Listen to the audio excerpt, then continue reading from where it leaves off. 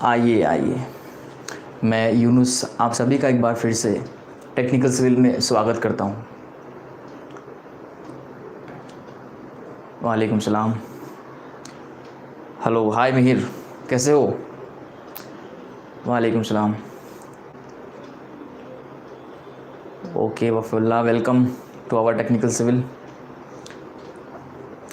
चलिए भाई, तो फटाफट अपने दोस्तों को, ग्रुप वालों को, बंदों को, बंदियों को, जो भी है अपने साथ जोड़ ले। इस लाइव चैट को अपने साथ, अपने दोस्तों के साथ शेयर कर ले, ताकि हम जल्द से जल्द अपने इस सेशन को आगे बढ़ा सके, स्टार्ट कर सके। और जो सुबह का अधूरा जवाब हमारा छूटा था, अधूरा जो हमारा एग्ज़ाम्पल छूटा था, हम उसे जल्द से जल्द कंप्लीट करें। तो सभी को हाय, हेलो और गुड इवनिंग। हाय जितेंद्र।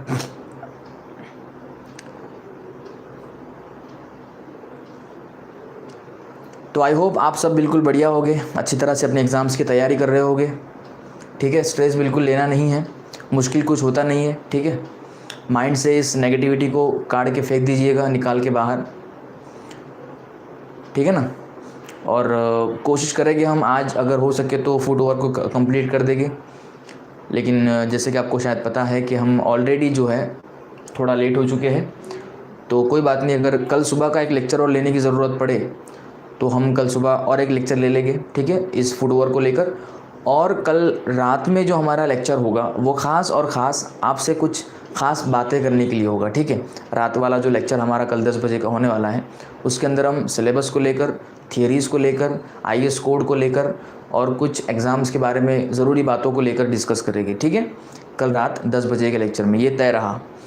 तो एक थियरी चाहिए। हाँ जी, तो आपको थियरी हम कल दे देंगे। ठीक है, इसकी चिंता ना करें आप।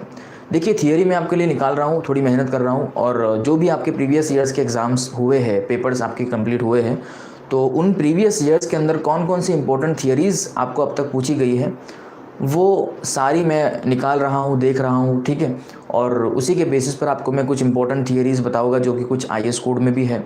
ठीक है, और कुछ आपको बुक में से भी लेनी होगी। तो बिल्कुल चिंता ना करें आप, मैं आपके लिए मेहनत कर रहा हूँ। समय आने दीजिए, कल रात 10 बजे का हम आपको कल रात 10 बजे ये सारा मटेरियल, इसकी पूरी इन्फॉर्मेशन, पूरी जानकारी पेज नंबर सहित बताएगी। ठीक है, तो आप बिल्कुल निश्चिंत हो जाइए। ओके, और अपने दोस्तों को भी फ़िलहाल अपने साथ जोड़ लीजिए, ताकि वो भी हमारे साथ जुड़ जाए। चलिए, तो क्या चाहिए आपको? बुक में नहीं, आंसर चाहिए? अच्छा, थियरी चाहिए। अच्छा, थियरी बुक में नहीं है, लेकिन उसका आंसर चाहिए आपको थियरी का, यही बता रहे हो आप? तो थियरी क्या है, उसको थियरी का नाम बता दीजिए मुझे, कौन सी थियरी है?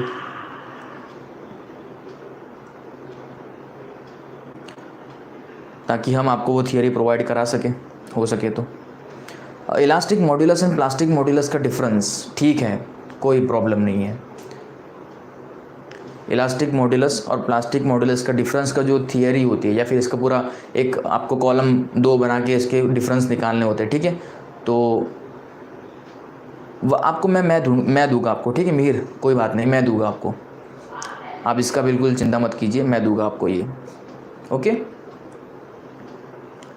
हाँ, काश याद है मिहिर, आपको याद है, काश सुबह मिले थे आपसे, आपके घर पे आने वाले थे। ठीक है, समझाने के लिए आपको।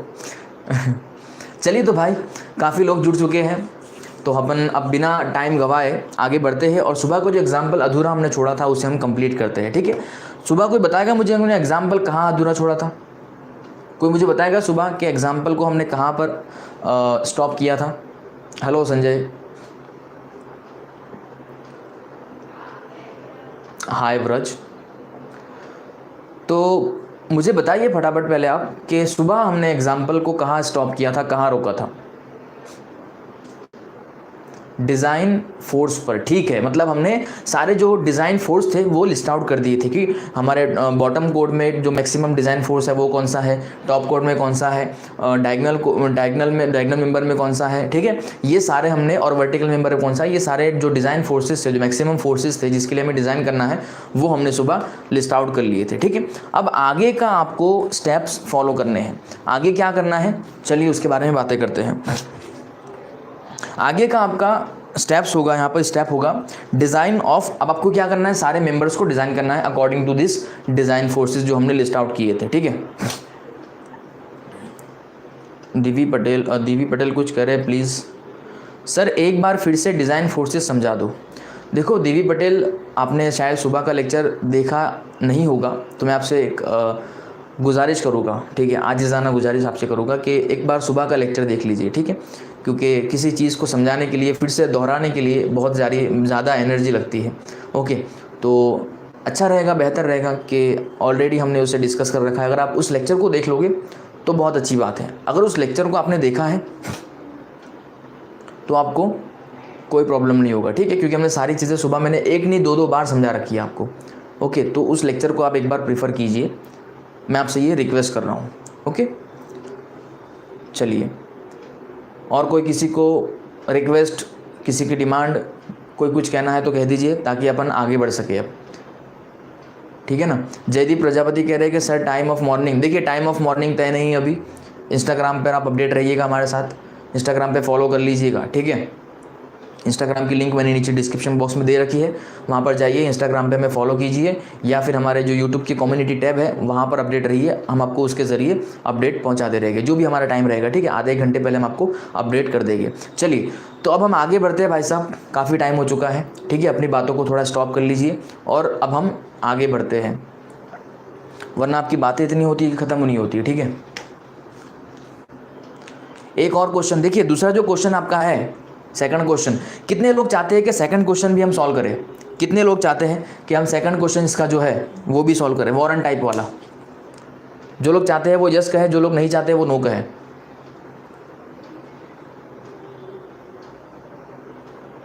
बताइए फटाफट, चलिए।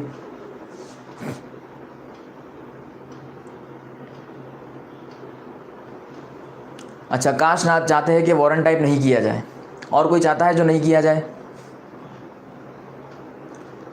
नहीं करना है, ठीक है। संजय पटेल चाहते हैं कि हाँ दीवी, मैं आपको इसका डिफरेंस बता दूंगा, डिफरेंस हम ज़रूर बताएंगे आपको, ठीक है, डिफरेंस आपको ज़रूर बताया जाएगा। देखिए इतना खास तो नहीं, अब तक एक ही बार पूछा गया है जीटीयू के अंदर। आपका जो पहला एन टाइप गर्डर जो था, एन टाइप जो ट्रस्ट था आपका, वो आपको ज़्यादातर पूछा गया है, तो हम कुछ बता नहीं सकते, हो सकता है कि अब उनका मूड चेंज होके जिस सवाल को उन्होंने सिर्फ अब तक एक बार पूछा है, सेकंड टाइप वॉरेंट टाइप को, वो दूसरी बार आप पूछ ले उसे, तो कुछ बता नहीं सकते, करके जाओ तो अच्छा रहेगा, ठीक है, तैयारी कर लो उसकी भी। हाँ, डिफरेंस आपको बता देंगे, ठीक है, आपके जो भी डिफरेंस होते हैं, जहाँ से डिफरेंस शुरू होते हैं वहाँ से हम आपको डिफरेंस उसके बता देंगे। एल सिव्स ने कुछ पूछा, मैंने आपका सवाल देखा नहीं, सॉरी, देख लेता हूँ, ठीक है।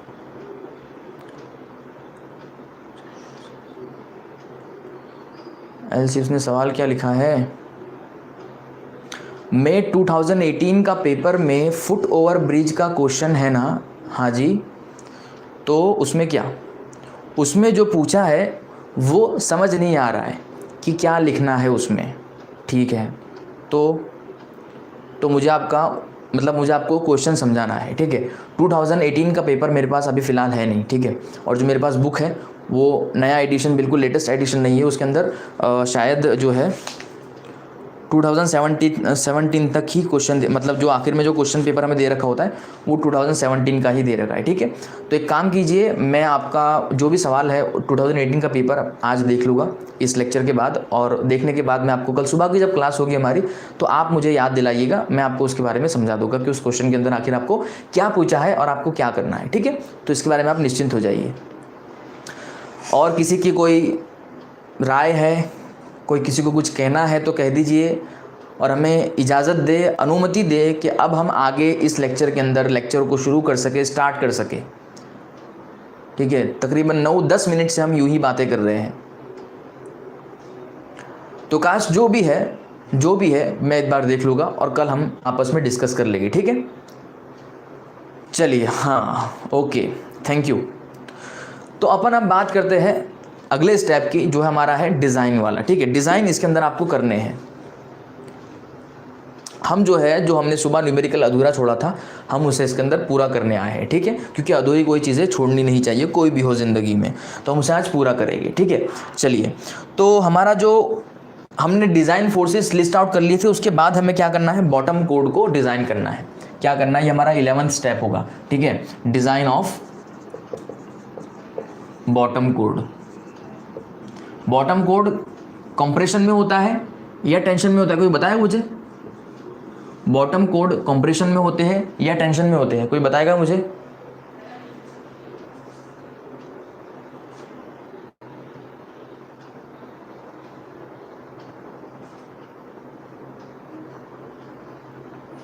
कोई बताएगा मुझे? अच्छा, वेरी गुड, चलो टेंशन में होता है, खूब, बहुत खूब बेटा। तो हमारा जो बॉटम में है वो टेंशन में होता है, ठीक है, कॉर्ड। तो अब ये हमें जो डिज़ाइन करनी होगी इसकी बॉटम कोड की, वो टेंशन के क्राइटेरियाज के अकॉर्डिंगली करनी होती है, ठीक है। टेंशन जो भी हमारे फोर्सेस होते हैं उसी के अकॉर्डिंगली हमें डिज़ाइन करनी होती है, और ये आपको आईएस कोड में अच्छी तरह से दे रखा है पेज नंबर 32 के ऊपर, ठीक है। इसके अंदर आपको एक दो चेक करने होते हैं, जैसे कि यील्डिंग ऑफ ग्रॉस सेक्शन जो होता है उसके लिए चेक करना होता है, रप्चर जो होता है सेक्शन का उसके लिए आपको चेक करना होता है, ठीक है। वो हम आगे देखेंगे, पहले शुरू किस तरह से की जाए वो हम देख लेते हैं। तो देखिए, आपको डिज़ाइन जब बॉटम कोड मेंबर है या फिर कोई टेंशन मेंबर है, अगर उसकी डिज़ाइन स्टार्ट करनी है तो सबसे पहले जो है आपको उसके लिए उसका एरिया जो रिक्वायर्ड होता है वो निकालना होता है। क्या करना होता है? एरिया जो रिक्वायर्ड होता है वो निकालना होता है। और एरिया रिक्वायर्ड किस तरह से आप निकालोगे, तो देखिए आपको IS 800 2007 के अंदर पेज नंबर 32 के ऊपर एक फॉर्मूला गिवन है, T इज इक्वल टू करके। देखिए वहां पर टेंशन का फॉर्मूला आपको दे रखा है, ठीक है। तो वहां पर उस फॉर्मूले को थोड़ा अल्टरनेट करके हम क्या करेंगे, उसमें से AG को सब्जेक्ट बना लेते हैं। क्या करते हैं? AG को हम क्या करते हैं, सब्जेक्ट बना लेते हैं, और वहां पर जो फॉर्मूला बन जाता है आपका T upon FY into gamma M1, ठीक है। गामा M1 है, वहां पर 0 है, चलिए। तो ये फॉर्मूला आपका बन जाता है उस IS कोड के अकॉर्डिंगली, ठीक है। हाँ, कंप्रेशन मेंबर का चेक बिल्कुल छोटा सा है, ठीक है, TDG, हाँ वेरी गुड, TDG का फॉर्मूला है, तो यहाँ पर वो TDG मतलब टेंशन हमारा है, ओके। हमें पता है कि मैक्सिमम डिजाइन लोड हमारा कितना है भाई साहब, यहाँ पर T की वैल्यू कितनी है हमारे पास, कोई बताएगा मुझे T की वैल्यू कितनी है? अगर आपने लिखा है, अगर आपको पता है तो बताइए मुझे कि जो मैक्सिमम डिजाइन फोर्स होगा हमारा बॉटम कोड के लिए कितना था, हमने लिस्ट आउट कर रखा था, बताइए मुझे, चलिए।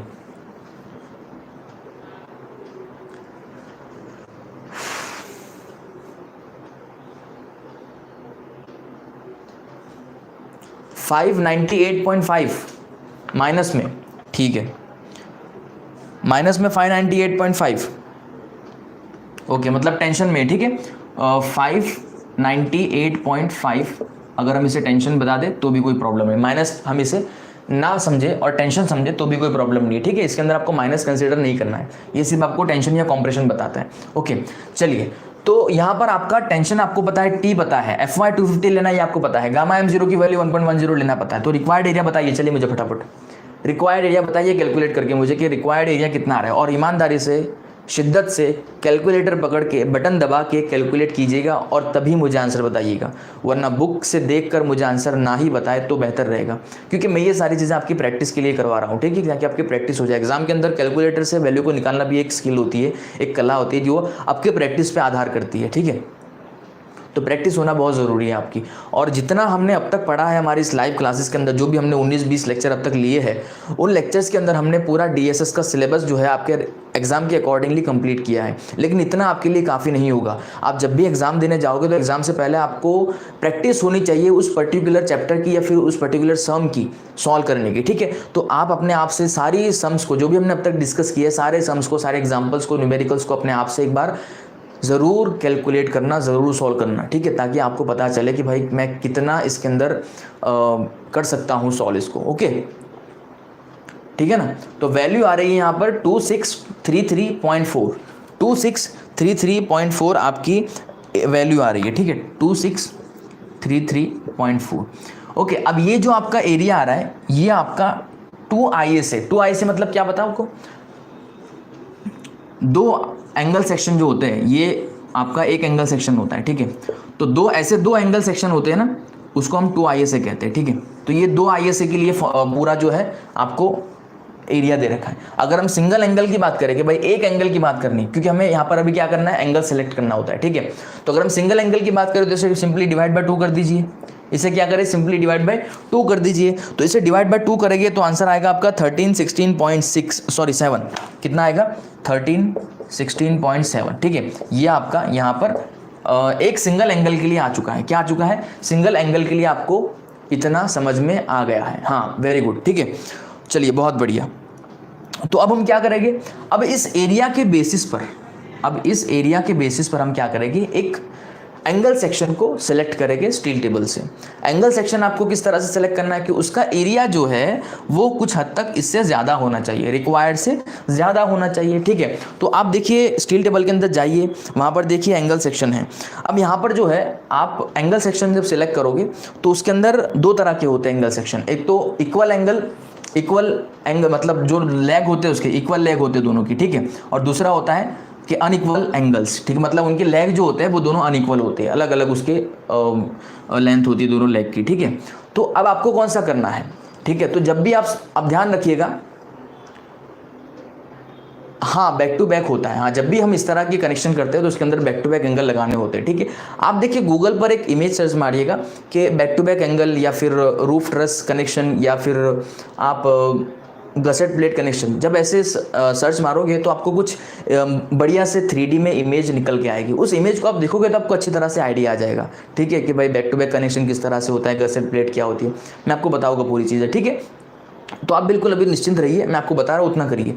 तो यहाँ पर एंगल सेक्शन जो होते हैं वो दो तरह के होते हैं, ठीक है। एक तो होता है इक्वल एंगल और दूसरा होता है अनइक्वल एंगल। इक्वल एंगल में क्या होता है, ये दोनों लेंथ एक जैसी होती है। अनइक्वल में क्या होता है, ये अलग होती है और ये अलग होती है, ठीक है। आपको कौन सा सिलेक्ट करना है, तो जब आप बॉटम कोड को डिजाइन कर रहे हो, जब आप बॉटम कोड मेंबर को डिजाइन कर रहे हो, ठीक है, तो इसके लिए जो आपको एंगल सेक्शन सेलेक्ट करना होता है वो होता है अनइक्वल एंगल सेक्शन, ठीक है। आप ऐसा नहीं है कि अनइक्वल ही आपको करना है, आप इक्वल भी कर सकते हो, लेकिन जो बेसिक क्राइटेरिया होता है, जो यहाँ पर बेस्ट प्रैक्टिस की जाती है, मानी जाती है, वो है कि भाई आपका जो है यहाँ पर अनइक्वल लेग का एंगल होना चाहिए। क्या होना चाहिए, अनइक्वल लेग एंगल होना चाहिए। समझ आ रही है आपको बातें। और उसमें भी जो गसेट प्लेट होती है आपकी, उसमें भी क्या होता है कि जो गसेट प्लेट होती है आपकी, गसेट प्लेट किसे कहते हैं, तो इन एंगल के बीच में एक प्लेट प्रोवाइड की जाती है कनेक्शन के लिए।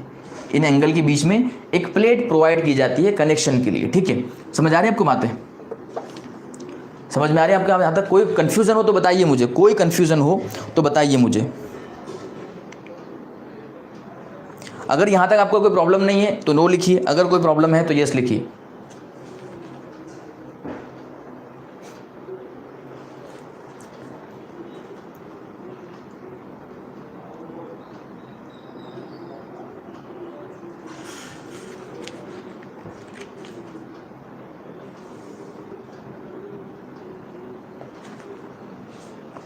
प्रॉब्लम है, रिप्लाई तो दीजिए भाई।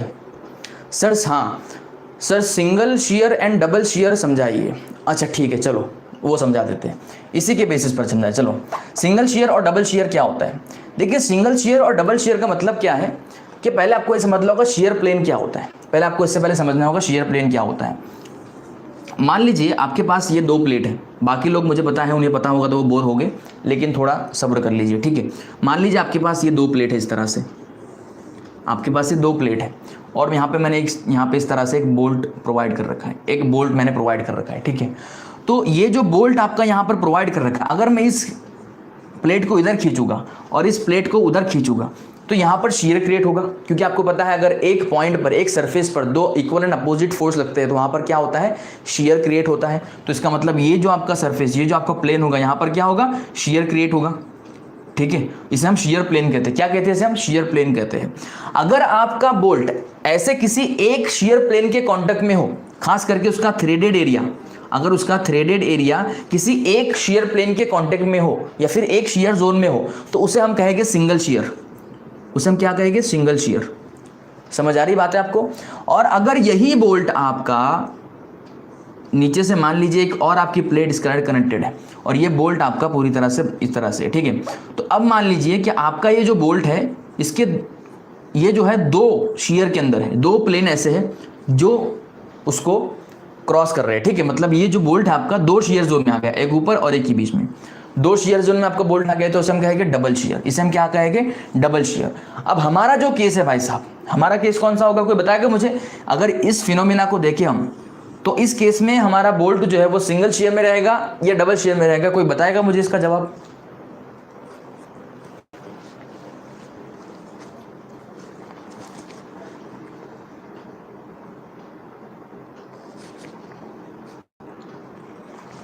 कोई मुझे बताएगा इसका जवाब कितना आ रहा है।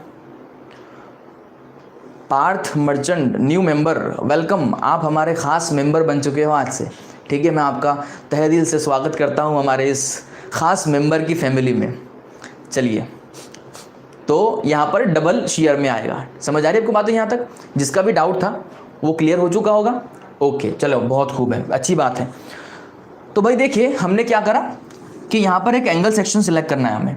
ओके, सेक्शन सिलेक्ट करना है, एंगल सेक्शन वहाँ पर देखिए वहाँ पर जाके कि हाँ, मैं अनइक्वल की और इक्वल की बात कर रहा था पहले। तो इक्वल और अनइक्वल के अंदर क्या होता है, तो देखिए मैंने आपको बताया इक्वल कब करना है, अनइक्वल कब करना है। अब ऐसे नहीं है तो दोनों ऐसा नहीं है कोई रिस्ट्रिक्शन है, कोई थंब रूल है, आप ले सकते हो, लेकिन प्रीफरेबल होता है कि जब आप हॉरिजॉन्टली, जब जो आपका जो कोई बॉटम आपका कोड होगा उसके लिए आप जो है, उसके लिए जो है आपको अनइक्वल लेग इस्तेमाल करना है, ठीक है। हाँ Parth Merchant, now you are my new member, ठीक है, खास मेंबर। ओके, आप हमारे मेंबर थे लेकिन आप खास मेंबर बन चुके हो, ठीक है। तो आपके नाम के सामने देखिए हमारा बैज आ चुका है, सिविल, टेक्निकल सिविल का बैज आ चुका है। This is the speciality of खास मेंबर।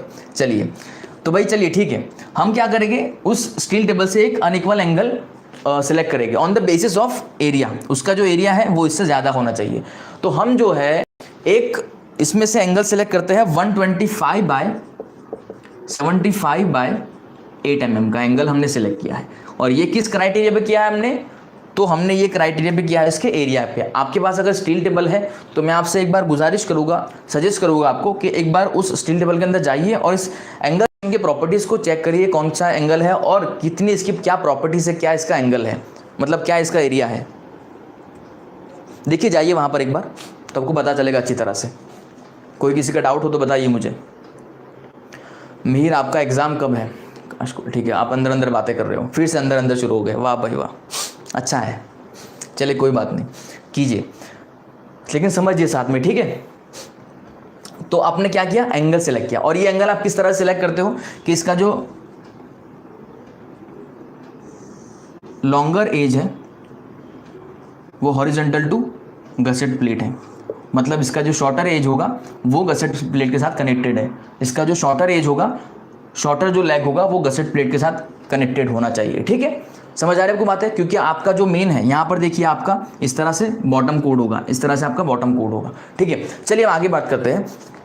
तो आपने एंगल सेलेक्ट किया है, ठीक है। अब देखिए इस एंगल का, अगर आप इस एंगल का एरिया देखोगे तो इस एंगल का एरिया आ रहा है, कितना आ रहा है इसका एंगल का एरिया, अगर आप देखोगे स्टील टेबल के अंदर जाके तो 1538 आ रहा है, 1538 ये सिंगल एंगल का आ रहा है। इसको मल्टीप्लाई कर दीजिए, डबल एंगल का कितना हो जाएगा भाई साहब, कोई मुझे बताएगा इसे कैलकुलेट करके, डबल एंगल का कितना एरिया हो जाएगा? हाँ, काश कह रहे कि sir why shorter leg connected to gusset plate. Okay, देखिए मैंने आपको बताया कि शॉर्टर लेग हम इस तरह इसलिए कर रहे होते क्योंकि गसेट प्लेट क्या करती है, यहाँ पर दो एंगल को, यहाँ पर क्या करेगी, दो एंगल को, सॉरी गसेट प्लेट नहीं बल्कि ये दो एंगल जो है यहाँ पर सिर्फ गसेट प्लेट से कनेक्टेड है। इसका जो दूसरा लेग होगा वो आपका बॉटम कोड मेंबर से कनेक्ट होगा। इसका दूसरा लेग हमने ऐसे ही थोड़ी बना रखा है, वो आपका बॉटम, तो जो लॉन्गर लेग होगा, जो लॉन्गर लेग होगा it should be connected with your main component to which you are going to design, ठीक है। तो इसलिए हमने लॉन्गर लेग हमारा जो है वो बॉटम कोड मेंबर से कनेक्ट करना है और जो आपका शॉर्टर लेग है वो गसेट प्लेट से कनेक्ट करना है, ठीक है, ताकि उससे आपका दूसरा और कोई मेंबर कनेक्ट हो सके, ठीक है। गसेट प्लेट का कंसेप्ट पता है आपको? गसेट प्लेट क्या होती है आपको? गसेट प्लेट पता है? किसी को पता है गसेट प्लेट? कोई मुझे बताएगा यस और नो। जिसे पता है वो यस कहे, जिसे पता नहीं है वो नो कहे, ताकि मुझे पता चले कि मुझे समझाना चाहिए या नहीं समझाना चाहिए। चलिए, हम का अपनी एनर्जी बर्बाद करूंगा मैं। बताइए मुझे कि गसेट प्लेट आपको पता है, यस और नो? गसेट प्लेट पता नहीं है, गसेट प्लेट पता, बहुत खूब बेटा, वाह वाह वाह वाह, सेमेस्टर एंड होने को है, आपको गसेट प्लेट पता नहीं है। कौन से कॉलेज से हो आप सब? आप लोगों को गसेट प्लेट अभी तक पता नहीं है, अच्छी बात है। चलिए समझ लीजिए आप गसेट प्लेट किसे कहते हैं। It is a plate which is connect to member. Kash कुलकर है, ठीक है, LCIT भांडो, ओके, जो भी है, चलिए कोई बात नहीं। सुन लीजिए गसेट प्लेट किसे कहते हैं। अब मान लीजिए आपका एक मेंबर है, ये आपका एक मेंबर है, ये आपका दूसरा इस तरह से कोई मेंबर है, ठीक है, ये आपका दूसरा इस तरह से कोई मेंबर है, और ये आपका तीसरा इस तरह से कोई मेंबर है, ये आपका तीसरा इस तरह से कोई मेंबर है, ठीक है। तो अब आपको इन तीनों मेंबर को अगर एक जगह कनेक्ट करना है तो आपको क्या करना होगा, पहले तो इनकी सेंटर लाइन इस तरह से लेनी होगी कि वो सारा लोड जो है एक ही जगह ले ले, ठीक है। उसके बाद इसे हम कहेंगे गसेट प्लेट, ये एक प्लेट होती है, ठीक है, इस तरह से, जो इन मेंबर्स को कनेक्ट कर रही होती है, ठीक है। इसे हम कहेंगे, ये जो प्लेट है इसे हम कहेंगे gusset plate. Gusset plate is used to connect the various members, ठीक है, at a point, at a junction, उसे हम गसेट प्लेट कहेंगे। समझ आ रही है आपको बात है? इसकी जो प्लेट की जो ये प्लेट होती है, इसके अंदर इतनी कैपेसिटी होनी चाहिए कि वो यहाँ से जो लोड ट्रांसफर हो रहा है उसे कर, समझ आ रही है? ये बहुत सिंपल सी चीज़ होती है, कनेक्शन के लिए काम आती है, ओके। इसे हम गसेट प्लेट कहते हैं। आप अगर गूगल पे सर्च मारोगे तो 3D फिगर जो उसकी मिलेगी आपको, उसके अंदर आपको और अच्छी तरह समझ में आ जाएगा।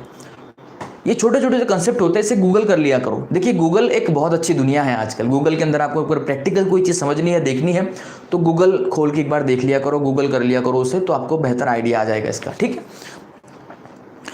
तो हमें क्या करना है भाई साहब, यहाँ पर एक हमने एंगल लिया है जो था हमारे पास ISA हमने 2 ISA लेना है, ठीक है। 2 ISA 1 कितना लिया था, मैं 125 लिया था, हाँ 125/75/8 mm का इसका जो टोटल एरिया आ रहा था, ठीक है, इसका जो ग्रॉस एरिया आ रहा था टोटल, वो कितना आ रहा था, मल्टीप्लाई 2 करके 3076 mm²। आपके पास कितना था भाई साहब, रिक्वायर्ड हमारे पास था कितना, 2633। इसका मतलब रिक्वायर्ड से ज़्यादा हम प्रोवाइड कर रहे हैं, ठीक है। मैं तो YT यूट्यूब पे TC सर्च करता हूँ जब प्रॉब्लम होता है। अच्छा, बहुत खूब बेटा, मस्के लगा रहे हो, मतलब बटर लगा रहे हो। मीत ठाकुर कह रहे हैं कि सर सेक्शन कैसे सिलेक्ट करना होता है। अच्छा, मतलब आप नए हो क्या मीत ठक्कर, सॉरी ठाकुर नहीं ठक्कर हो, तो मीत ठक्कर आप नए हो लगता है मुझे। मैंने ये सारी चीज़ें बहुत अच्छी तरह से पहले समझा रखी है, ठीक है भाई। सेक्शन जो है किस तरह सिलेक्ट किया जाता है, देखिए सेक्शन को कोई इसका तरीका नहीं होता है, ठीक है। आपको इसका रिक्वायरमेंट देखना होता है कि किस रिक्वायरमेंट के हिसाब से आपको सेक्शन सेलेक्ट करना है। और इसका जो हमने अभी सेक्शन सेलेक्ट किया है, इसकी रिक्वायरमेंट थी इसका एरिया। हमने इसके लिए तो पहले एजी जो हमने क्यों निकाला था भाई, हमने ग्रॉस एरिया पहले क्यों निकाला था, क्योंकि हमें रिक्वायरमेंट इसी के हिसाब से सेक्शन सेलेक्ट करना था, ठीक है। इसी के हिसाब से हमें सेक्शन सेलेक्ट करना था, तो हमने इसी के बेसिस पर सेक्शन सेलेक्ट किया है, एरिया के बेसिस पर, ठीक है। Myth, now you got it. चलिए, तो ये हमने सेक्शन सेलेक्ट कर लिया है। अब क्या करना होता है आपको भाई साहब, अब सबसे पहला चेक इसके अंदर आपको करना होगा। आपको सबसे पहला चेक क्या करना होगा, strength govern by yielding of gross section. Strength govern by yielding of gross section, ये आपको देखिए IS कोड में स्टेप दे रखा है। IS कोड में 2-3 स्टेप एक लाइन में दे रखे हैं, एक ही पेज नंबर पर, 32 के ऊपर शायद, हाँ 32 के ऊपर जाइए। अगर आपके पास IS 800 है तो अभी उसे ओपन कीजिए, 32 के ऊपर जाइए, वहाँ पर इसके लिए जो है स्ट्रेंथ गवर्न बाय का एक सेक्शन, एक स्टेप दे रखा है, ठीक है, गवर्न बाय यील्डिंग। उसका जो फॉर्मूला आपको दे रखा है TDY करके, TDY ही है इसका नाम फॉर्मूला, ठीक है। उसका जो फॉर्मूला है AG into FY divide by gamma M0, उस फॉर्मूले के अंदर, इसे आपको याद रखने की जरूरत नहीं है, उस फॉर्मूले के अंदर ही ये सारी चीज़ें हैं, ठीक है। सॉरी, उस कोड के अंदर ही ये सारी चीज़ें हैं। हमने जो है इसका ग्रॉस एरिया, जो अब हमने एंगल लिया है उसका ग्रॉस एरिया इसके अंदर रखना है, FY 250 है, गामा M0 1.10 है, तो इसके अंदर से आपको सारी समझ में आ जाएगी, ओके। अच्छा, तो फिर से आप देखिए, इसके अंदर कोई ऐसा स्टेप नहीं जिसे आपको नेग्लेक्ट करना होता है या जैसे आप कर सकते हो। इसके अंदर सारे के सारे इंपॉर्टेंट और प्राइमरी स्टेप्स होते हैं, ठीक है। तो हर चीज़ में मौज नहीं होती है, ठीक है, हर चीज़ में नहीं होती है। वो जो प्लेट गटर की बात थी या फिर गैंट्री गटर की बात थी, तो उसमें हम थोड़ी सी इधर उधर से कई स्टेप की बात कर लेते थे, कट आउट कर सकते थे उसके अंदर, लेकिन इसमें वो कोई चांस ऐसे नहीं है, ठीक है। चलिए, तो इस तरह से आपको यहाँ पर क्या करना है, पहले तो स्ट्रेंथ चेक कर लेना है उसकी यील्डिंग के लिए। तो इसका अगर आप, मैं कैलकुलेशन पूरी तरह से नहीं कर रहा हूँ, डायरेक्ट आंसर लिख रहा हूँ, ठीक है, आप अपने हिसाब से समझ लीजिएगा। चलिए, तो यहाँ पर जो इसका TDY आ रहा है वो कितना आ रहा है, TDY इट इज़ 699.09, कितना आ रहा है, 699.09। Now it should be greater then your maximum load, ठीक है, 598 पॉइंट, और डिज़ाइन लोड दैट इज़ 598.5। तो यहाँ पर अगर हम देखें कि आपकी जो रिक्वायर्ड कंडीशन थी वो 598 की थी, लेकिन हमने जो सिलेक्ट किया है सेक्शन, उसकी जो डिजाइन की स्ट्रेंथ है यील्डिंग के अंदर वो कितनी है, 669, दैट इज ओके। इसका मतलब यही हुआ, ठीक है, तो ये यील्डिंग के अंदर भाई फेल नहीं होगा। अब दूसरा इसका जो चेक होता है वो होता है स्ट्रेंथ गवर्न बाय रप्चर। लेकिन उससे पहले जब आपने यील्डिंग कर लिया आपने, तो आपको क्या करना होता है, नंबर ऑफ बोल्ट वगैरह निकाल लेने होते हैं, ठीक है। नंबर ऑफ, इस चीज़ का भी खास ध्यान रखना होगा, नंबर ऑफ बोल्ट वगैरह निकाल लेना है, ठीक है जी। नहीं मीर, इसमें कोई आपको किसी तरह की आप चोरी नहीं कर सकते हो, ठीक है, सोचेगा ही मत, क्योंकि ये सारे इंपॉर्टेंट होते हैं। एग्जामिनर जब चेक करता है तो वो यही कुछ जो मेन स्टेप्स होते हैं इसके, सारे के सारे वैसे स्टेप्स मेन होते हैं, इन्हें पहले चेक करेगा, ठीक है, कि इसने आखिर में जो है स्ट्रेंथ चेक की है कि नहीं चाहिए, रप्चर की या यील्डिंग की, ठीक है, तो ये सारे इंपॉर्टेंट होते हैं। काश पूछ रहे हैं कि सर जब एग्जाम में क्राइटेरिया चेक नहीं हुआ तो क्या करेंगे? तो क्राइटेरिया जब चेक नहीं हुआ तो आपको चेक नहीं करने हैं, आपको क्या करना है, डिजाइन लोड तक फाइंड आउट कर लेना है, ठीक है, और उसे डिजाइन लोड तक फाइंड आउट कर लेना है बस, ठीक है, अगर आपको क्राइटेरिया चेक नहीं दे रखे है तो। और देखिए मैक्सिमम यह जो मार्क्स आपका आएगा इसका 7 मार्क्स का आ सकता है शायद, तो 7 मार्क्स के अंदर आपको सारी डिज़ाइन वगैरह कनेक्शन वगैरह प्रोवाइड करने की बिल्कुल ज़रूरत नहीं है। मैं देखिए कुछ इंपॉर्टेंट बातें आपसे करूँगा एग्जाम के अंदर लिखने के रिलेटेड, तो हम कल रात को यही सारी चीज़ें डिस्कस करेंगे, ठीक है। तो मैं आपसे गुजारिश करूँगा कल रात 10 बजे ज़रूर आ जाइएगा हमारे पास, ताकि आपसे कुछ खास बातें कर लूँगा मैं एग्जाम को लेकर, एग्जाम के पेपर को लेकर, किस तरह से आपको लिखना है, कौन सा सवाल पूछा जाए तो उसके अंदर कितना जवाब देना है, और कितनी जल्दी कितने टाइम में उसे ख़त्म करना है, कितने मार्क्स का हो तो उसका क्या फ़ायदा होगा।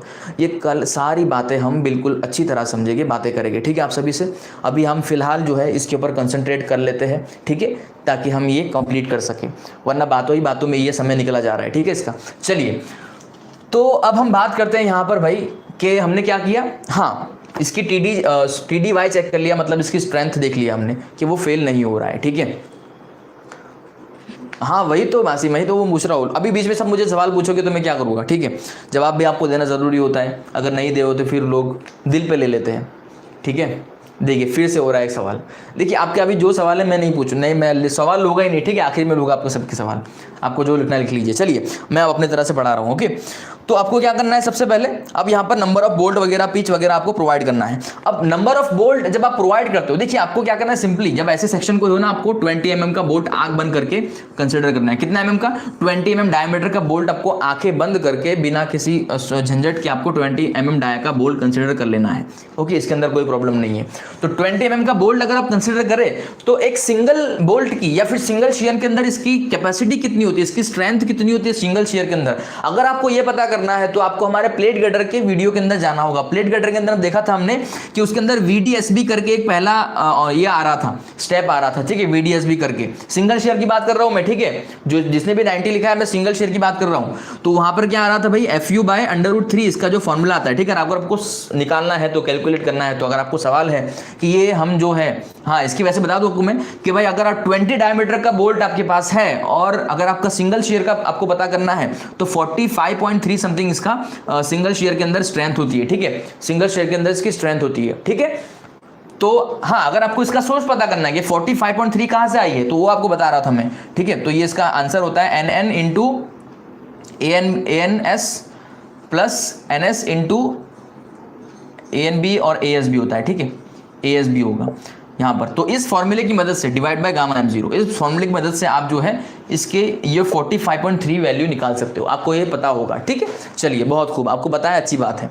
तो हमने क्या करना है, इस तरह से निकाल लेना। अब 45 हमें पता है सिंगल शेयर के लिए, हमारा जो बोल्ट होगा वो हमारे पास डबल बैक टू बैक है, तो हमारे पास क्या होगा, डबल शेयर के अंदर होगा। तो हमारे पास कितनी आ जाएगी, इंटू 2 कर लीजिए इसको, इंटू 2 करोगे तो कितना आ जाएगा, 90 कितना आ जाएगा, 90.6 आ जाएगा, ठीक है, 90.6 होगा आपके पास वैल्यू इसकी।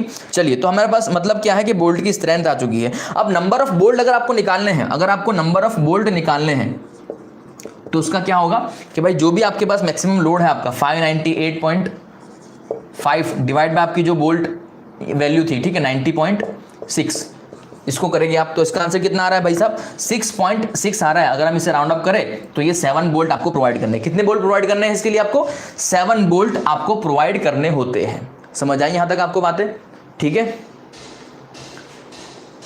नहीं जरूरत नहीं है, ठीक है, जैसा काश ने कहा जरूरत नहीं मित, ओके। तो आपने क्या करना है, 7 बोल्ट यहां पर ले लेना है, 7 बोल्ट आपको पता चलेगा। अब इसके अंदर पिच कितनी होनी चाहिए और उसका एंड डिस्टेंस कितना होना चाहिए उसकी बात कर लेते हैं। पिच क्या होता है, एंड डिस्टेंस क्या होता है, ये आपको अच्छी तरह से पता होना चाहिए। हमने अब तक जो 20 लेक्चर कंप्लीट कर रहे हैं, आज का 20 जो ये अभी लेक्चर चल रहा है ये 20वां लेक्चर है हमारा, ठीक है। तो 19 लेक्चर के अंदर हमने काफ़ी सारी चीज़ें ऐसी जान ली है जो आपको अब पता होनी चाहिए, ओके। तो यहाँ पर जो मिनिमम पिच होगा, मिनिमम पिच का फॉर्मूला कोई बताएगा मुझे कितना आता है, कोई बताएगा मुझे कि मिनिमम पिच का आंसर या फिर उसका फॉर्मूला कितना होता है? मिनिमम पिच का फॉर्मूला कितना होगा? 2.5D, 2.5D, वेरी गुड बेटा, 2.5D आपको लेना है, ठीक है। आपको क्या करना है? 2.5D लेना है। D क्या होगा इसके अंदर भाई साहब? D is nothing but the diameter of bolt, ठीक है, डायमीटर ऑफ बोल्ट होगा। तो हम इसे कैलकुलेट करें, अगर डायमीटर ऑफ बोल्ट अगर 20 रखे तो उसका मिनिमम पिच आ रहा है आपका 50 mm। कितना आ रहा है? 50 mm। और एंड डिस्टेंस कितना होगा आपका भाई साहब? यहाँ पर एंड डिस्टेंस क्या होता है आपको पता होना चाहिए, ठीक है। And distance is nothing but the distance from the center of bolt, last bolt to the edge of your plate, ठीक है, end of your plate, 1.7D0, 1.7D0, D0 is nothing but diameter of hole, ठीक है। diameter of hole कितना होगा यहाँ पर? आप बताएगा कोई मुझे? what should be the diameter of hole over here? इसका मुझे जवाब दीजिए, चलिए, बुक से देख कर नहीं देना है, ठीक है। हाँ चलिए कोई बात नहीं, बढ़िया। तो 22 आपका होगा। कितना होगा? 22। क्यों होगा 22? क्योंकि अगर आपका 20 mm डाया बोल्ट का है तो आपको +2 उसके अंदर करना होता है। मैंने आपको लिखाया था और ये IS कोड के अंदर आपको दिया था मैंने, ठीक है, मैंने बताया था पेज नंबर आपको। तो इसे अगर हम कैलकुलेट करें तो कितना आ रहा है? 40 mm आ रहा है आपका। कितना आ रहा है? शायद 40 आ रहा है। अच्छा 37 पॉइंट आ रहा है, 37.4 आ रहा है। हम इसे राउंड अप करके 40 ले लेते हैं, ठीक है। इसका मतलब हमें मिनिमम पिच मिल गई है, एंड डिस्टेंस हमें मिल चुका है। ओके, समझ आ रहा है को बात है? अब देखिए फिगर आप ड्रॉ कर सकते हो इसकी, लेकिन अगर आपके पास फिगर ड्रॉ करने के लिए समय नहीं है, फिर फिगर के अंदर आपको कोई कंफ्यूजन है, तो फिर भूल से भी आप फिगर को ड्रॉ ना करें। क्योंकि देखिए सामने वाला क्या करेगा, एग्जामिनर जो भी चेक करेगा पेपर आपका, वो फिगर देख लेगा आपकी। फिगर के अंदर उसे लग रहा है कि फिगर के अंदर भूल है इस बंदे की, तो वो आपका आंसर देखे बिना ही गलत कर देगा, पूरा आंसर देखे बिना क्या करेगा? गलत कर देगा। तो फिगर अगर आपको एक्यूरेटली आती है तभी ड्रॉ करना। अगर आपको फिगर के अंदर कोई कंफ्यूजन है, अगर आप समझ रहे हो कि आपको फिगर प्रॉपर समझ में नहीं आ रही है, फिर किस तरह से ड्रॉ करना है नहीं आ रहा है, तो फिगर को ड्रॉ मत कीजिएगा, ठीक है। देखिए गेज डिस्टेंस और एंड डिस्टेंस सेम ही होते हैं IS कोड के अकॉर्डिंगली। गेज डिस्टेंस और एंड डिस्टेंस जो है वो सेम ही होता है, आपको इसी तरह से लेना होता है, ठीक है। इतना ही एंड डिस्टेंस आएगा आपका, ये आपको IS कोड कहता है। ओके, IS कोड में जाइए, देखिए वहां पर, और मैंने आपको बताया था एंड डिस्टेंस और एज डिस्टेंस क्या होता है, ठीक है, दोनों का डिफरेंस। चलिए, तो अब हमने क्या किया, एक हम यहाँ पे फिगर ड्रॉ कर सकते हैं। ये आपकी गसेट प्लेट हम पहले ड्रॉ कर लेते हैं। इस तरह से गसेट प्लेट होगी आपकी, ठीक है, इस तरह से कर। ये आपका बीच में एक एंगल जा रहा है जो हमने सेलेक्ट किया है, ठीक है। ये उसका बॉटम लेग है, ये क्या है? उसका बॉटम लेग है। इस तरह से समझ आ रहा है आपको बातें? अब इसके अंदर देखिए हमने कितने बोल्ट प्रोवाइड कर रखे हैं पूरे। बोल्ट नंबर ऑफ बोल्ट कितने हमारे पास? 1 2 3 4 5 6 7, ठीक है। तो 1 2 3 4 5 6 7, ठीक है, इस तरह से। ओके, समझ आ रहा है आपको बातें? तो गसेट प्लेट अपन को थोड़ी आगे लिखानी होगी, ठीक है। तो इन शॉर्ट आपको फिगर ड्रॉ करना आना चाहिए इसका, और इसमें कोई बड़ी बात नहीं है, ठीक है। फिगर ड्रॉ करना इतनी मुश्किल नहीं हुई, इस तरह से होगा, ठीक है। चलिए, अब इसके अंदर देखिए आपको पिच क्या होता है। ये दो जो बोल्ट होते हैं इनके बीच का सेंटर टू सेंटर डिस्टेंस होता है, ठीक है। आपको 50 mm दे रखा है, सारे 50 है। आपको एंड डिस्टेंस कितना दे रखा है? एंड डिस्टेंस ये हो जाएगा आपका 40 mm का, और इधर से हो जाएगा आपका 40 mm का, ठीक है। समझ आ रहा है आपको बात है? अब एज डिस्टेंस आपको लेना है। आपको क्या करना है? एज डिस्टेंस लेना है आपको। तो एज डिस्टेंस जो आपका होता है, अगर आप उस IS कोड में देखोगे तो यहाँ से जो आप एंगल सेक्शन की बात करोगे तो ये फुट ऑफ एंगल होता है। फुट ऑफ एंगल होता है, ये फुट होगा एंगल का, तो वो आपका एज डिस्टेंस आपको लेना होता है। कितना होगा यहाँ पे? 40 होगा। कितना होगा? Edge distance is equal to end distance होगा, तो 40 होगा। अब चूंकि हमारा जो एंगल है ये कितना है? 75 का है। ये कितना है? 75 का है। तो 75 माइनस 40 करोगे तो ऊपर कितना बचेगा? 35 बचेगा। आपके पास कुछ बुक में जो फिगर दे रखी है वो गलत दे रखी है, ठीक है। धवल कह रहे हैं कि most of the time in block shear TDB2 are failed, please solve my problem. तो प्रॉब्लम क्या आपको बताइए? TDB2 आपका फेल हो रहा है, तो जो वो आपका जो TDB1 और TDB2 होती है ना, आपका जब TDB1 और TDB2 होती है ना, तो उसमें से आपको स्मॉलर वैल्यू को सिलेक्ट करके जो आपका डिजाइन फोर्स होता है, डिजाइन लोड होता है, उसके साथ कंपेयर करना होता है, ठीक है। ये सवाल जिसने भी पूछा है वो एक बार सुन लीजिएगा, ओके। चलो बढ़िया, अक्षर ने आज है सुपर चैट कर लिया है, वेरी गुड अक्षर, थैंक यू। बाकी लोगों को सिखा दो, ठीक है, ये चीज़ें अगर नहीं पता है तो बता दो भाई, सीख लो भाई बाकी चीज़। चलिए आगे बढ़ते हैं अपन। हाँ आगे बढ़ते हैं। तो देखिए यहाँ पर क्या है, 35 यहाँ पर होगा, 40 यहाँ पर होगा। बातें समझ में आ रही हैं यहाँ तक आपको? कोई प्रॉब्लम नहीं है। स्मॉलर इंटू 2 करना है। काश आप मुझसे बात कर रहे हो किसी और से बात कर रहे हो?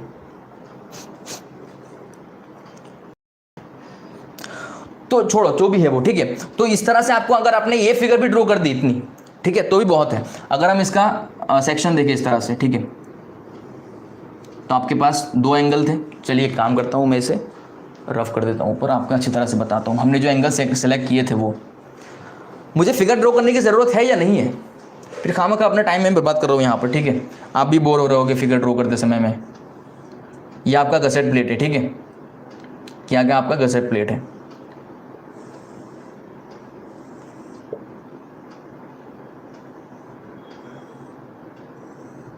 ये आपका एंगल है, ये आपका जो है 125 का है। मैंने बताया था आपको लॉन्गर लेग जो है वो आपका हॉरिजॉन्टल होगा, और ये आपका जो है 75 का है। कितना है ये? 75 का है, ठीक है। समझ आए आपको बातें? इसका अगर सेक्शन देखें तो यहाँ पर बोल्ट होगा इस तरह से, ये बोल्ट लाइन यहाँ पर होगी, ये 40 का होगा, ये 35 का होगा। Okay, got it? यहाँ तक कोई प्रॉब्लम हो तो बताइए मुझे, ठीक है ना? हाँ मैं वही कह रहा था कि रहने दो, फिगर रहने दो, ठीक है। चलिए कोई बात नहीं, मैंने ड्रॉ कर लिया अभी। तो भैया आपका जो पहला स्टेप था इसके अंदर वो खत्म हो चुका है। पहला स्टेप आपका कौन सा था इसके अंदर? पहला स्टेप आपका कौन सा था? यील्डिंग के अंदर फेल होता है या नहीं होता है वो हमने देख लिया, ठीक है। दूसरा स्टेप क्या होगा आपका?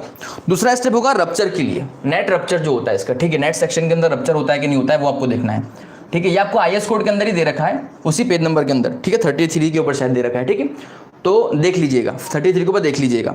वहां पर आपको TDN का फॉर्मूला दे रखा है, TDN करके फॉर्मूला आपको दे रखा है। TDN इज इक्वल टू दे रखा है आपको alpha into AN into FU divide by gamma M1। ये आपको एक फॉर्मूला वहां पर दे रखा है। अब देखिए यहाँ पर अल्फा क्या होता है, AN क्या होता है, इन चीज़ों के अंदर काफ़ी लोग जो है वो कंफ्यूज रहते हैं कि इन दोनों के अंदर वो समझ नहीं पाते। अल्फा की वैल्यू जो है आपको IS कोड के अंदर दे रखी है। अल्फा की वैल्यू आपको IS कोड के अंदर उसी पेज नंबर पर दे रखी है कि अगर आपके पास नंबर ऑफ बोल्ट, देखिए मैं आपको बताता हूँ, IS कोड में जाइए, आपको लगभग तो पता होगा वहाँ पर, ठीक है, लेकिन फिर भी जिन्हें पता नहीं है वो एक बार देख ले फिर से। अल्फा की वैल्यू देखिए वहाँ पर, पता है आप सभी को कि भाई अल्फा की वैल्यू डिपेंड करती है नंबर ऑफ बोल्ट के ऊपर, ठीक है। अगर आपको 2 वोल्ट है तो 0.6 लेना होगा, अगर 3 वोल्ट है तो 0.7 लेना होगा, और अगर आपने 8 से ज़्यादा आपने अगर 4 से ज़्यादा 4 और 4 से ज़्यादा अगर आपने बोल्ट प्रोवाइड कर रखे तो आपको 0.8 उसकी वैल्यू लेनी है, ठीक है। ये आपको IS कोडल प्रोविजन है। तो हम क्या करेंगे, अल्फा की वैल्यू यहाँ पे 0.8 ले लेंगे, ठीक है। अब AN क्या होता है? यहाँ पर AN जो होता है आपका नेट एरिया होता है, ठीक है। अब नेट एरिया किस तरह से निकालोगे आप? तो देखिए आपको जो बुक के अंदर दे रखा है वो थोड़ा कंफ्यूजन वाला है, ठीक है, तो उसे भूल जाइए, अभी उसे आप भूल जाइए। नेट एरिया क्या होगा इसका? अब ये देख लीजिए, नेट एरिया मतलब क्या होता है कि भाई 75 जो होता है, ये 2 जो इसके फ्लैंज होते हैं ना उसका एरिया इन शॉर्ट 75 आप कीजिए। यहाँ पर देखिए नेट एरिया की बताता हूँ आपको बाद में, सुन लीजिए ज़रा, क्लियर कर देता हूँ इसे मैं थोड़ा क्लियर करके बताता हूँ आपको।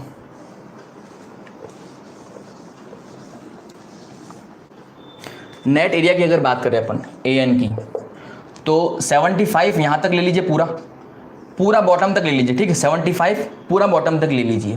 तो अपन ने क्या किया, 75 इंटू इसकी जो ये लेग है ये पूरा ले लीजिए, सॉरी पूरा नहीं, क्योंकि हमने ये ऑलरेडी ले रखा है। सुन लीजिएगा मेरी बात, आपने यहाँ से लेके यहाँ तक बॉटम तक पूरा 75 ले लिया, ये पूरा 75 आपको है, ठीक है। तो हमें यहाँ पर 75 लेने की मतलब ये जो 0.8 है अब ये हमें लेने की जरूरत नहीं, 8 mm को कंसिडर करने की जरूरत बिल्कुल नहीं है। तो 125 हाँ एक मिनट हाँ, इसमें जो है आपका एक बोल्ट भी दे रखा है, ठीक है। हमने क्योंकि ये बोल्ट इस तरह से प्रोवाइड कर रखा है, ठीक है, हम इस तरह से देख रहे हैं इसको, ये प्लेट पहले उसी है तो हम इसे ऐसे देख रहे हैं, तो यहाँ पर हमने बोल्ट लाइन प्रोवाइड कर रखी है। तो ये नेट एरिया के अंदर बोल्ट लाइन माइनस करनी होगी हमें, जिसका बोल्ट का जो डायमीटर है या फिर होल का डायमीटर है वो कितना है, भाई साहब, वो आपका बोल्ट है 22 mm का, मतलब बोल्ट होल जो है आपका 22 mm का है, ठीक है। तो आपको क्या करना होगा, 75 में से आप 22 को माइनस कर दीजिए, तो आपको ये पूरी मिल गई इसकी लेंथ इतनी। आपने क्या किया, पूरी लेंथ ली, उसमें से जो बोल्ट की नीचे बीच में वैल्यू थी वो आपने माइनस कर दी, ठीक है। इतना किया आपने, यहाँ तक कोई प्रॉब्लम नहीं है आपको, ठीक है। उसके बाद अगर हम इसकी बात करें, बॉटम हॉरिजॉन्टल जो आपका लेग है उसकी बात करें, तो हॉरिजॉन्टल लेग के लिए आपको क्या करना होगा यहाँ पर, हाँ इसकी इंटू थिकनेस करना होगी हमें, इसकी इंटू थिकनेस कर दीजिए, 8 mm थिकनेस है इसकी, ठीक है। तो ये होगा आपका, प्लस आपको क्या करना होगा, ये जो हॉरिजॉन्टल लेग है इसका क्या करना होगा, तो 125 आपका यहां तक है, पूरा यहां तक है, माइनस आपको 8 mm करना होगा, माइनस 8 mm कर दीजिए, 125 माइनस 8 mm इंटू 8, इसे कैलकुलेट कीजिए और मुझे इसका आंसर बताइए कितना आ रहा है, और होल इंटू 2 कर दीजिएगा क्योंकि आपके पास 2 एंगल है। मुझे इसका आंसर बताइए और देखिए कि जो आपको बुक में आंसर दे रखा है क्या इसका सिमिलर है या नहीं है, क्योंकि यही चीज बुक के अंदर कर रखी है, लेकिन वो 8/2 के अंदर काफी लोग कंफ्यूज हो जाते हैं, इसलिए मैंने आपको ये सिंपल तरीका बताया कि किसी एक में से एक पोर्शन को माइनस कर दीजिए और मुझे इसका कैलकुलेट करके आंसर बताइए फटाफट कितना आ रहा है। अगर सही है तो आपको समझ में आ जाना चाहिए।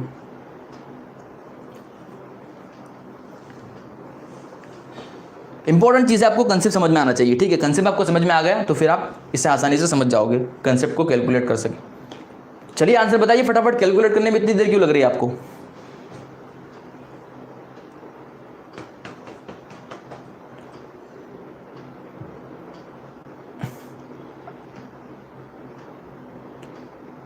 Come on come on,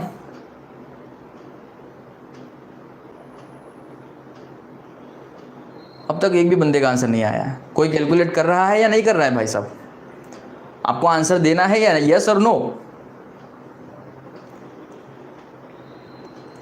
2720 answer आपका सेम आ रहा है, जो आपकी बुक में दे रखा है वही आंसर आ रहा है ना, कि गलत आ रहा है, 2720, ठीक है।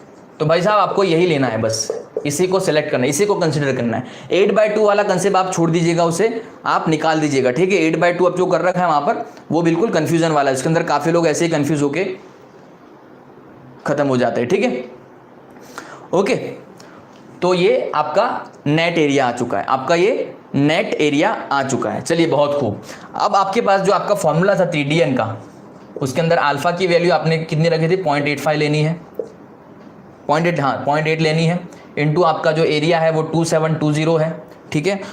उसके बाद इंटू FU, आपको क्या करना है, इंटू FU मतलब 410 लेना है यहाँ पर, डिवाइड बाय गामा M0 की वैल्यू 1.25 आएगी।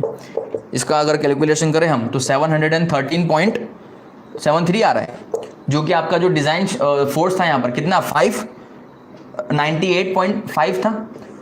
आपका डिज़ाइन, आपका रिक्वायर्ड जो फोर्स है, रिक्वायर्ड जो लोड है वो कम है और आपने प्रोवाइड किया वो ज़्यादा है। इसका मतलब रप्चर के अंदर भी ये बिल्कुल सेफ है, रप्चर के अंदर ही बिल्कुल सेफ होगा। तो दोनों कंडीशन हमने देख ली, दोनों कंडीशन के अंदर भाई आपका जो सेक्शन है जो आपने सिलेक्ट किया है वो बिल्कुल सेफ है।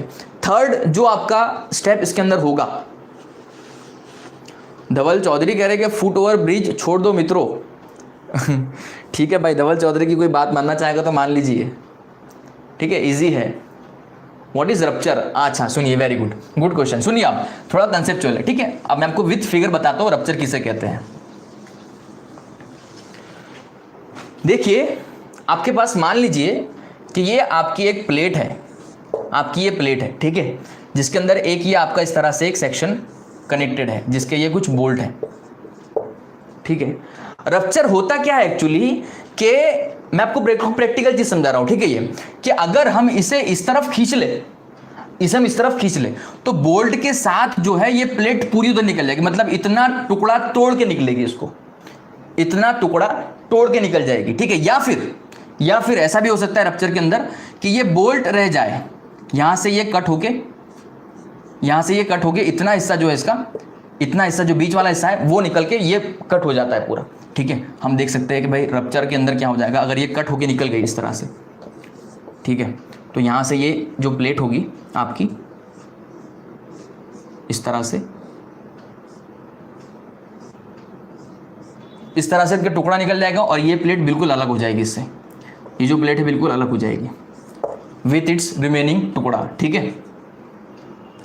आपको बातें समझ में आ रही है क्या बता रहा हूं आपको मैं। इससे हम, ये जो फिनोमिना आपका होता है इसे हम रप्चर कहते हैं, ये जो फिनोमिना है रप्चर। अब आप टेक्निकली सुन लीजिए, टेक्निकली सुन लीजिए। टेक्निकली होता क्या है कि जो बोल्ट होल होते हैं, ये जो बोल्ट होल होते हैं इनकी भी एक कैपेसिटी होती है, इनकी कैपेसिटी होती है यील्डिंग की, ठीक है। यील्ड जो उसका फोर्स होता है, स्ट्रेंथ होता है, उनकी एक कैपेसिटी होती है, ठीक है।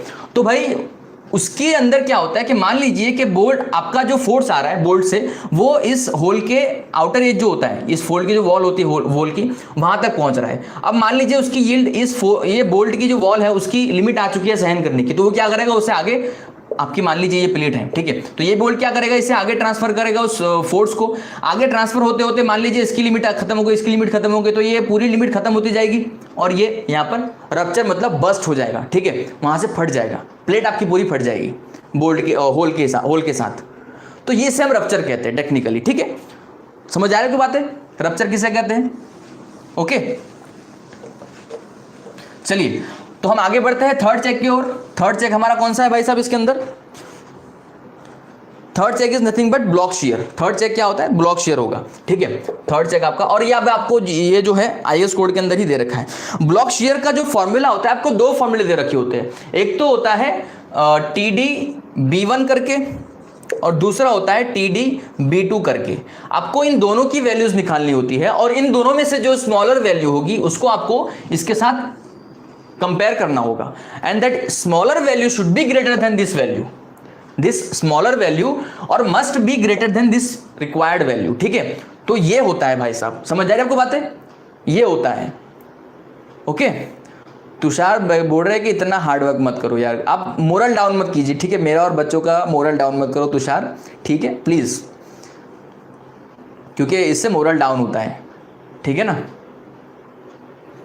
चलिए भाई साहब आगे बढ़ते हैं अपन, ठीक है। तो इसके जो है दो यहां पर ब्लॉक शेयर आपने पूछा मुझे, क्या सवाल था आपका? What is block share sir, साथ में टेक्निकल नॉलेज भी देते जाइए ना। हाँ ठीक है चलो, ओके मेरी भूल है, ठीक है कोई बात नहीं। देखिए ब्लॉक शेयर मतलब क्या होता है, क्योंकि आप जिस प्लेट को अपने बोल्ट को या फिर सेक्शन को कनेक्ट कर रहे हैं तो वहां पर शेयर क्रिएट होता है। शेयर मतलब वहां पर ट्रांसफर हो रहा है, ठीक है, वहां पर क्या हो रहा है, शेयर ट्रांसफर हो रहा है।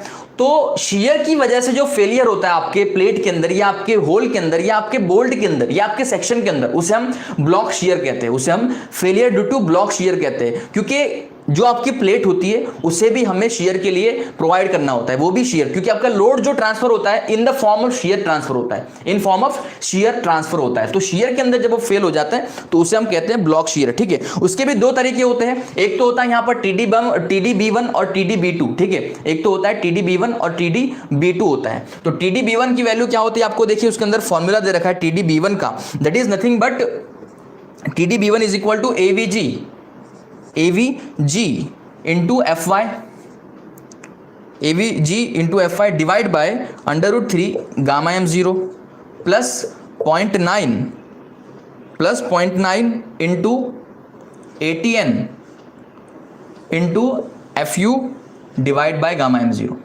Sorry gamma M1। ये आपको TD-B1 का फॉर्मूला दे रखा है, ये आपको TD-B1 का फॉर्मूला दे रखा है। सिमिलरली आपको TD-B2 का फॉर्मूला दे रखा है। TD-B2 का फॉर्मूला आपको क्या दे रखा है भाई साहब? 0.9 AVN। अब ये AVN क्या है, ये सब क्या है मैं आपको बताता हूँ अभी, ठीक है, इसकी आप चिंता मत करिए। Divide by √3 gamma M1 plus ATG क्या है बताऊंगा आपको, ठीक है, डिवाइड बाय गामा M0। ये आपको दो फॉर्मूले के दे रखे हैं, समझ आए आपको बातें? तो भाई साहब सुन लीजिए, अब मैं आपको क्या बताने जा रहा हूं। इसके अंदर देखिए AVG, ATN, AVN और ATG, ये चार एरियाज हैं जो कि चारों चार अलग अलग हैं।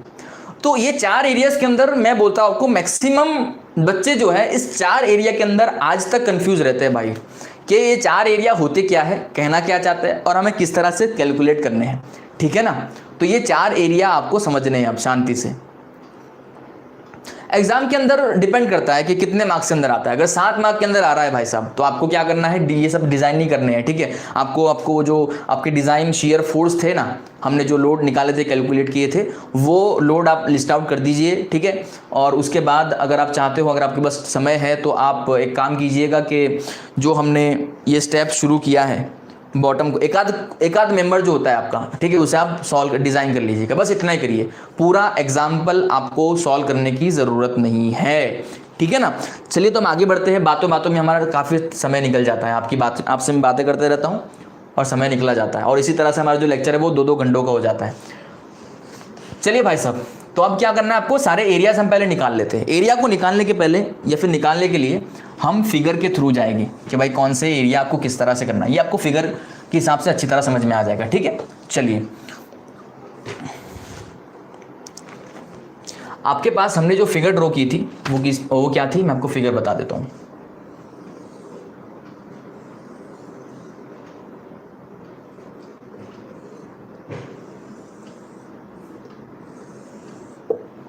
वन, 2, 3, 4, 5, 6।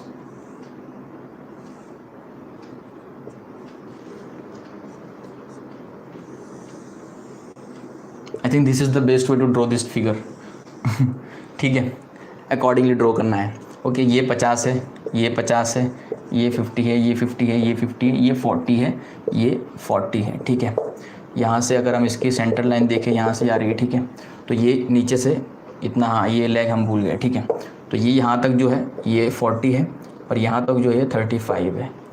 ये हमारी फिगर ड्रॉ की थी। ओके, चलिए, तो अब हमें क्या करना है, सबसे पहले हम पहले AVG को निकालते हैं। हम पहले क्या करते हैं, AVG को निकालते हैं, ठीक है। AVG क्या है भाई साहब, AVG क्या है, कोई बताएगा मुझे AVG क्या है? आपको वैसे तो IS कोड के अंदर दे रखा है, ये 7 वोल्ट है ना, तो 1 2 3 4 5 6, अच्छा 7, सॉरी, मतलब मैंने एक कम गिने हैं, चलो कोई बात नहीं, इस तरह से, ठीक। ओके, चलिए, तो कोई मुझे बताएगा कि AVG क्या होगा भाई साहब? देखिए, आपको IS कोड में लिखा है, पेज नंबर 34 पर आ जाइए। IS कोड में आपको लिखा है कि AVG and AVN is nothing but, AVG क्या होता है, it is the minimum gross area in shear along bolt line. जो आपकी बोल्ट लाइन है, ये आपकी जो डॉटेड लाइन मैंने ड्रॉ कर रखी है, इसके अलोंग जो मिनिमम ग्रॉस एरिया होता है वो होता है AVG, ठीक है, वो होता है AVG। अब इसके अंदर आपको निकालना किस तरह से AVG की वैल्यू को, वो देख लीजिए। AVG की वैल्यूज को आपको निकालना किस तरह से है, उस पर जरा ध्यान दे दीजिएगा, ठीक है, ये इंपॉर्टेंट चीज है। चलिए, तो देखिए AVG के अंदर करना क्या है आपको, कि सबसे पहले देख लेना है कि आपके नंबर ऑफ बोल्ट कितने हैं भाई साहब, नंबर ऑफ बोल्ट कितने हैं यहाँ पर, 1 2 3 4 5 6 7। इसके बीच की जो स्पेसिंग है ये 50 हो जाएगी, ठीक है, ये 40 हो जाएगी। तो इसके बीच की जो स्पेसिंग होगी, या फिर हम कह सकते हैं कि भाई पिच जो होगी इसकी कितनी होगी बीच की, कह सकते हैं 1 2 3 4 5 6। ओके, तो हम कह सकते हैं यहाँ पे 6 × 50। हमने क्या, ये क्या है, gross area, minimum gross area along the centre line of this bolt, along the centre line of this bolt, ठीक है। तो सेंटर लाइन के अलोंग हम देख रहे हैं, तो 6, 1 2 3 4 5 6 हो गया, 6 पिच, 6 × 50 प्लस हमें ये कंसीडर करना होता है, हमें ये कंसीडर नहीं करना है, इस चीज को खास ध्यान रखिएगा। This and should not be consider while calculating the area. Okay, so only this end should be considered which is connected to your gusset plate। okay, तो ये जो है आपका 40 mm का है, तो प्लस आपको यहाँ पे 40 mm करना होगा। इसकी जो थिकनेस है वो कितनी है, हमारे एंगल की थिकनेस कितनी है भाई साहब, थिकनेस 8 है। तो इसे कैलकुलेट कीजिए, मुझे आंसर बताइए कितना कैलकुलेशन आ रहा है आपका, आंसर कितना आ रहा है मुझे बताइए। चलिए फटाफट, come on, give me the answer.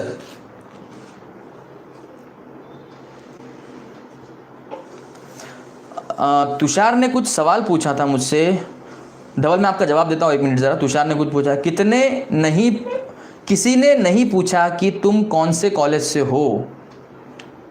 काश ने पूछा था, तुषार ने पूछा था। तुषार आई एम फ्रॉम गांधीनगर। तुषार, आपने मुझसे सवाल क्या पूछा, एक बार फिर से पूछ लीजिए, क्योंकि आपकी कमेंट बहुत ऊपर चली गई है, इसलिए आपको कहता हूँ कि सुपर चैट कीजिए। सुपर चैट करते हो ना, तो आपकी कमेंट मुझे हाईलाइटेड करके कुछ सेकंड तक चिपकी रहती है मेरी स्क्रीन के ऊपर, ठीक है। अगर आपको कोई ऐसा इंपॉर्टेंट सवाल पूछना है, ठीक है, या फिर आप चाहते हो कि मेरे सवाल की तरफ मेरा ध्यान जाए, मतलब सर का ध्यान जाए, तो आप क्या करो, सुपर चैट किया करो भाई साहब। सुपर चैट के अंदर फायदे ही फायदे होते हैं, ठीक है, समझिए थोड़ी बातें। Okay, I am from Bardoli which is in Surat district. Okay, Surat district का एक छोटा सा टाउन है बारडोली नाम से, अहमदाबाद, वहाँ पे रहता हूँ मैं। सुपर चैट कैसे करें? सुपर चैट सिंपल है भाई साहब, आप जब कमेंट करते हो ना, तो वहाँ पर एक डॉलर का साइन आपको दिख रहा होता है, दिख रहा है, यस और नो, ऑब्वियसली दिख रहा होगा, ठीक है। तो वहाँ पर क्या है, आप उसे क्लिक करोगे, अपनी जो भी अमाउंट आप दे सकते हो उतना आप क्लिक दबाए, ठीक है। अपने वहाँ पे कुछ आपकी कार्ड की डिटेल मांगता है, ठीक है, आपको पैसे वो यूट्यूब नहीं देता है, ठीक है, यूट्यूब की बारात में नहीं है आप, तो आपको अपने अकाउंट से पैसे देने होंगे। अगर आपकी शुभेच्छा है, अगर आपकी इच्छा है, अगर आपकी कैपेसिटी है, तो ये आप करिएगा सुपर चैट, वरना कोई ज़बरदस्ती मैं नहीं कर रहा हूँ आपको, ठीक है। चलिए, तो आपने एवीजी निकाला, कैलकुलेट कीजिए एवी की वैल्यू, एवीजी की वैल्यू कैलकुलेट कीजिए जल्दी फटाफट, चलिए भाई साहब। नहीं, फिर कई लोग होते हैं मीर, ठीक है, उन लोगों को क्या होता है कि हम यूट्यूब पे ऊपर है तो भाई यूट्यूब से ही सुपर चैट हो रहा है मतलब यूट्यूब ही पैसे देगा, ऐसा नहीं होता है, ठीक है। 2720 आ रहा है, वेरी गुड। 27 तुषार फिर से प्लीज कर रहे हैं। अरे सुपर चैट अभी तो अक्षर ने किया था, क्यों नहीं दिख रहा है आपको? आपने लॉगिन नहीं किया, फिर आप लॉगिन नहीं हो, अपने यूट्यूब चैनल के ऊपर लॉगिन हो जाइए आपकी ईमेल आईडी डाल के। हाँ तो तुषार आपने क्या सवाल पूछा था? तुषार आपने क्या सवाल पूछा था? Gandhinagar, I am from, you are from Gandhinagar. चलिए आपका सवाल मुझे नहीं मिल रहा है, आप एक बार अपना सवाल पूछ लीजिए यार, ठीक है। अच्छा mail ID please, mail ID है हमारी info@technicalcivil.com, ठीक है, खुद की ब्रांड है, खुद की ईमेल आईडी है, ठीक है, technicalcivil.com करके, गूगल नहीं है भाई साहब, ठीक है, info@technicalcivil.com करके है, आप जाइए उस पर ईमेल कर सकते हैं, जो भी आपके सवाल है, जो भी आपको हेल्प चाहिए हमारे से, आप हमें मेल करके पूछ सकते हो, बता सकते हो, ठीक है। हाँ तो डायरेक्ट आंसर इसका, हाँ ठीक है मीरा, मैं ऐसे ही करेंगे, ठीक है, आपने जैसा कहा वैसे ही करेंगे, बिकॉज यू आर आवर खास मेंबर। तो भाई आपकी वैल्यू आ रही है 2720, कितनी आ रही है? 2720। उसके बाद एवीएन की अगर बात करें, अगर हम एवीएन की बात करें, देखिए मैं डायरेक्ट अगर लिख दूं तो डायरेक्ट नहीं होगा, ठीक है, क्योंकि डायरेक्ट इसके अंदर मेन आपको समझना है कि ये एवीएन एटीजी वगैरह होता क्या है, ठीक है।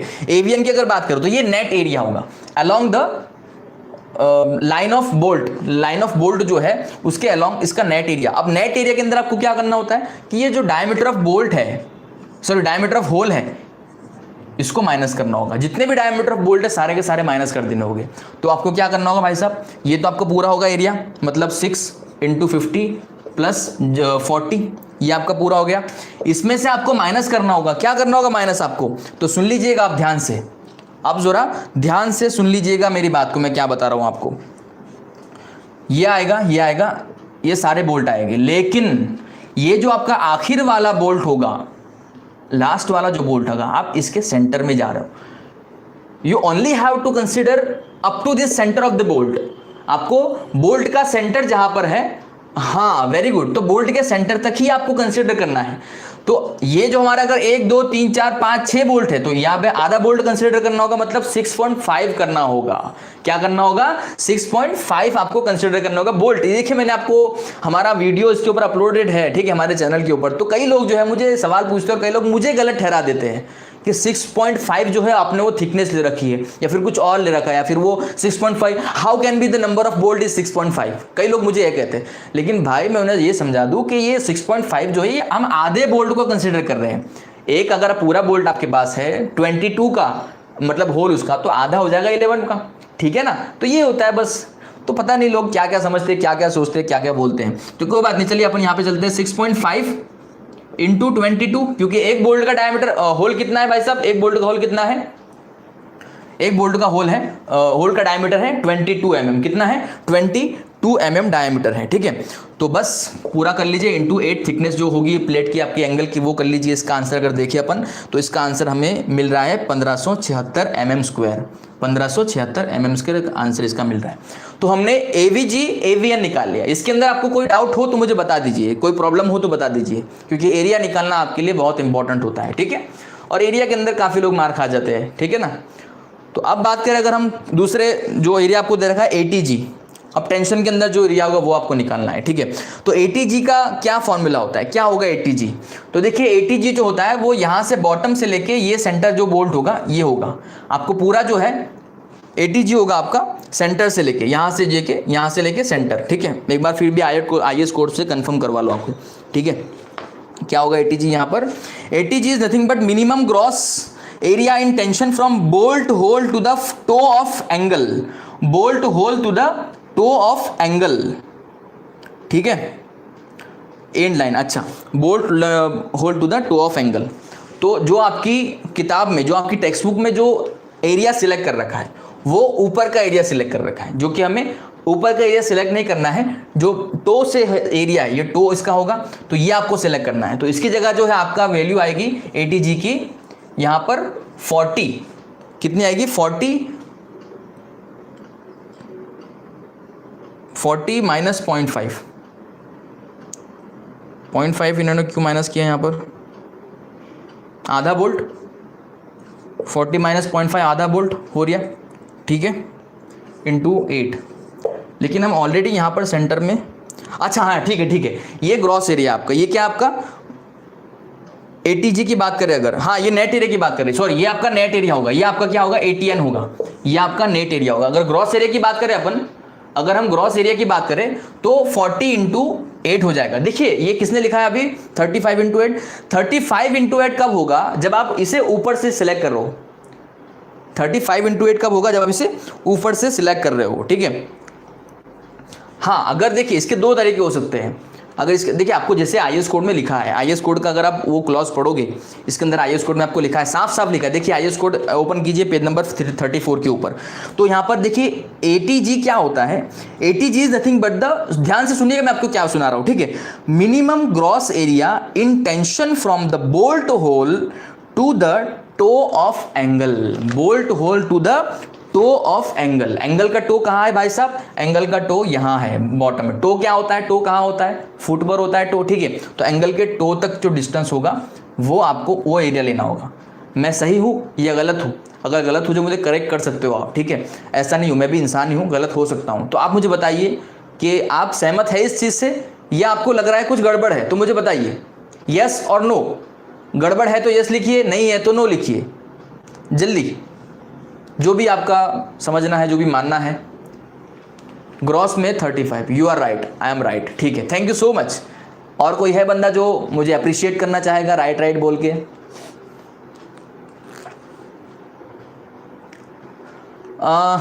और नेट में, हाँ बिल्कुल बिल्कुल बिल्कुल बिल्कुल, चलिए बहुत खूब, वेरी गुड। तो आपको समझ में यहाँ तक आ चुका है इसका मतलब। जो भी बंदा मुझे अभी ये कहता है कि अभी ये, अगर कोई भी मुझे कहता है कि आप रॉन्ग हो, ठीक है, तो वो बंदा समझ ले उसने अब तक हमसे कुछ पढ़ा ही नहीं है, मतलब, ठीक है, समझ में आ रही है? मैंने सोच के ही रखा था, लेकिन आप सभी ने यस कहा है, राइट कहा है, इसका मतलब आप काफ़ी समझदार हो, आपने बहुत कुछ समझ लिया है और बहुत कुछ पढ़ लिया है। चलिए भाई, तो अच्छी बात है, यहाँ तक आपको समझ में आ गया है, ठीक है। ATN के अंदर आपको क्या करना होगा कि ये इसका जो हाफ डायमीटर है वो माइनस कर देना होगा, ठीक है, बोल्ट का होल का, सॉरी बोल्ट होल का। तो हमने यहाँ पर क्या करना है, इसकी मदद से TDB1 निकाल लेना है, TDB2 निकाल लेना है। समझ आ रही है आपको बातें?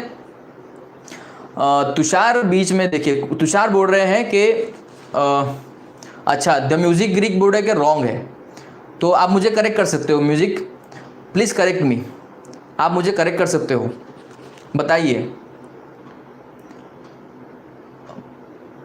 કોણ કોણ ગુજરાતીના છે, ગુજરાતના છે, સોરી ગુજરાતના છે, અમે બધા જ ગુજરાતના છે ભાઈ, ઠીક છે, અમે બધા જ ગુજરાતના છે, so don't worry about that. हम तो बहुत समझदार है, आपसे ही तो, अरे यार आप फिर से मुझे बटर लगा रहे हो, ठीक है, आप ये तरीका मत अपनाइए बटर लगाने का, ठीक है ना। कॉम्प्लीमेंट के नाम पे आप मुझे चने के झाड़ पे चढ़ाए जा रहे हो, चलिए कोई बात नहीं, ठीक है ना, थैंक यू सो मच आपके अप्रिसिएशन, बटर या फिर कॉम्प्लीमेंट, जो भी आप इसे समझ रहे हो, ठीक है, चलिए कोई बात नहीं।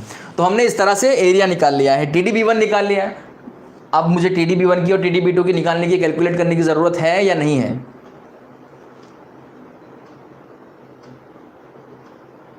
ठीक है, सही है, म्यूजिक ग्रीक बिल्कुल सही है, समझ में आ गया आपके अभी?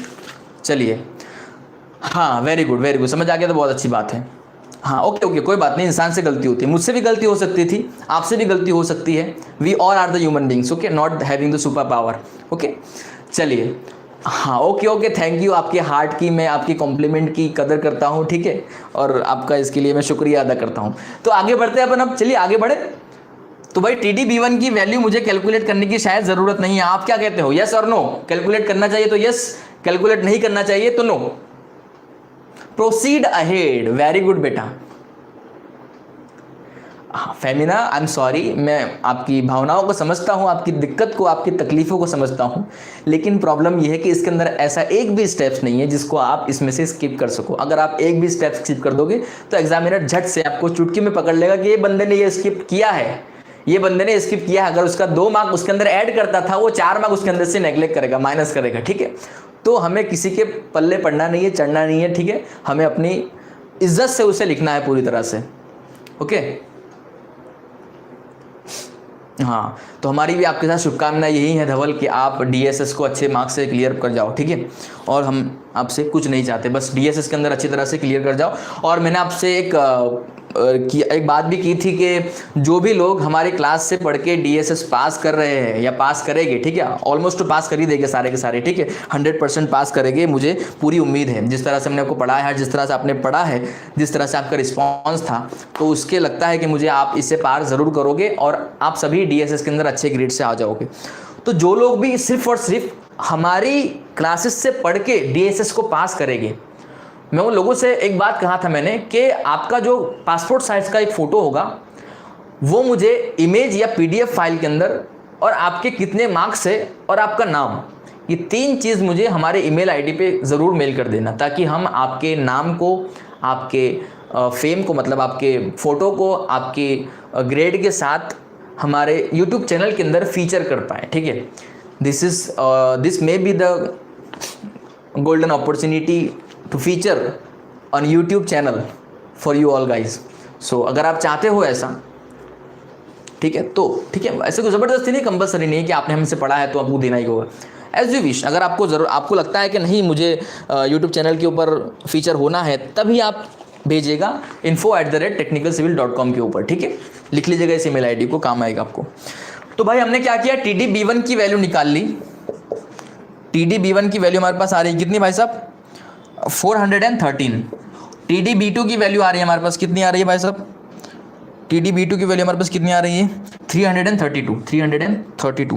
मैंने आपको बताया था कि इनमें से जो भी स्मॉलर वैल्यू होगी वो आपको कंसिडर करनी है, और उसे आपको जो है किससे करना है, उसे आपको जो है इस मैक्सिमम से कंसिडर करना है। लेकिन ये जो वैल्यू सारी हमने ली TDB1 TDB2 की, ये सिंगल एंगल के लिए ली थी। कितनी ली थी हमने, किसके लिए ली थी, सिंगल एंगल के लिए। अगर हम डबल एंगल की बात करें, क्योंकि इसके पीछे भी एक एंगल होगा, हम बैक टू बैक एंगल है सारे, ये क्या एंगल बैक टू बैक है, तो हमने ये इस सामने वाले एंगल की बात करी थी, इसके पीछे भी एंगल होगा, तो हमने वो भी इंटू 2 करना है, वो भी हमने क्या करना है, इंटू 2 करना है।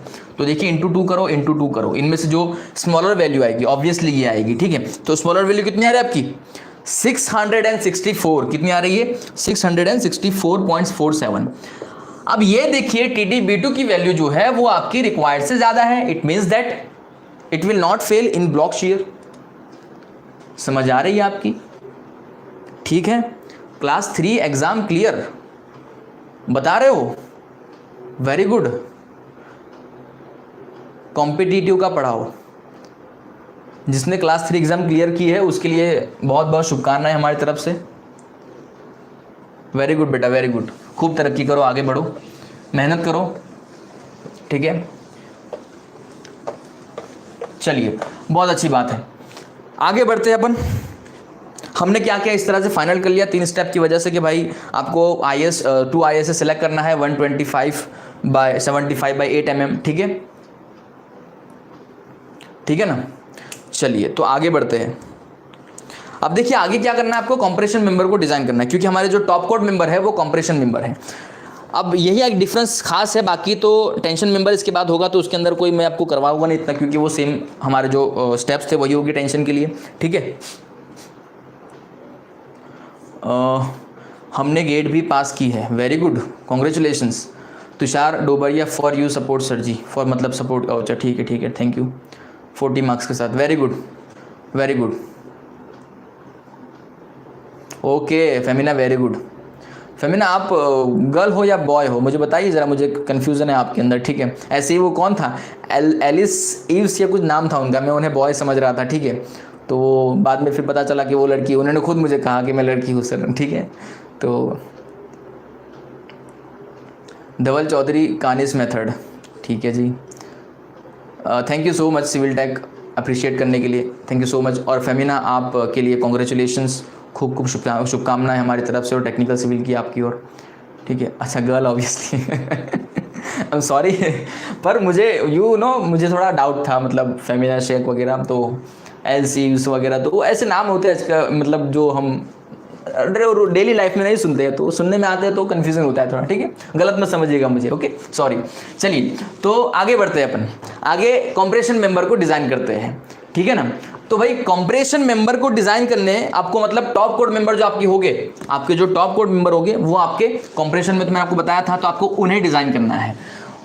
तो उनके लिए कोई बताएगा मुझे टॉप कोड मेंबर का जो मैक्सिमम लोड था, डिजाइन लोड आ रहा था, वो कितना आ रहा था? कोई बताएगा मुझे?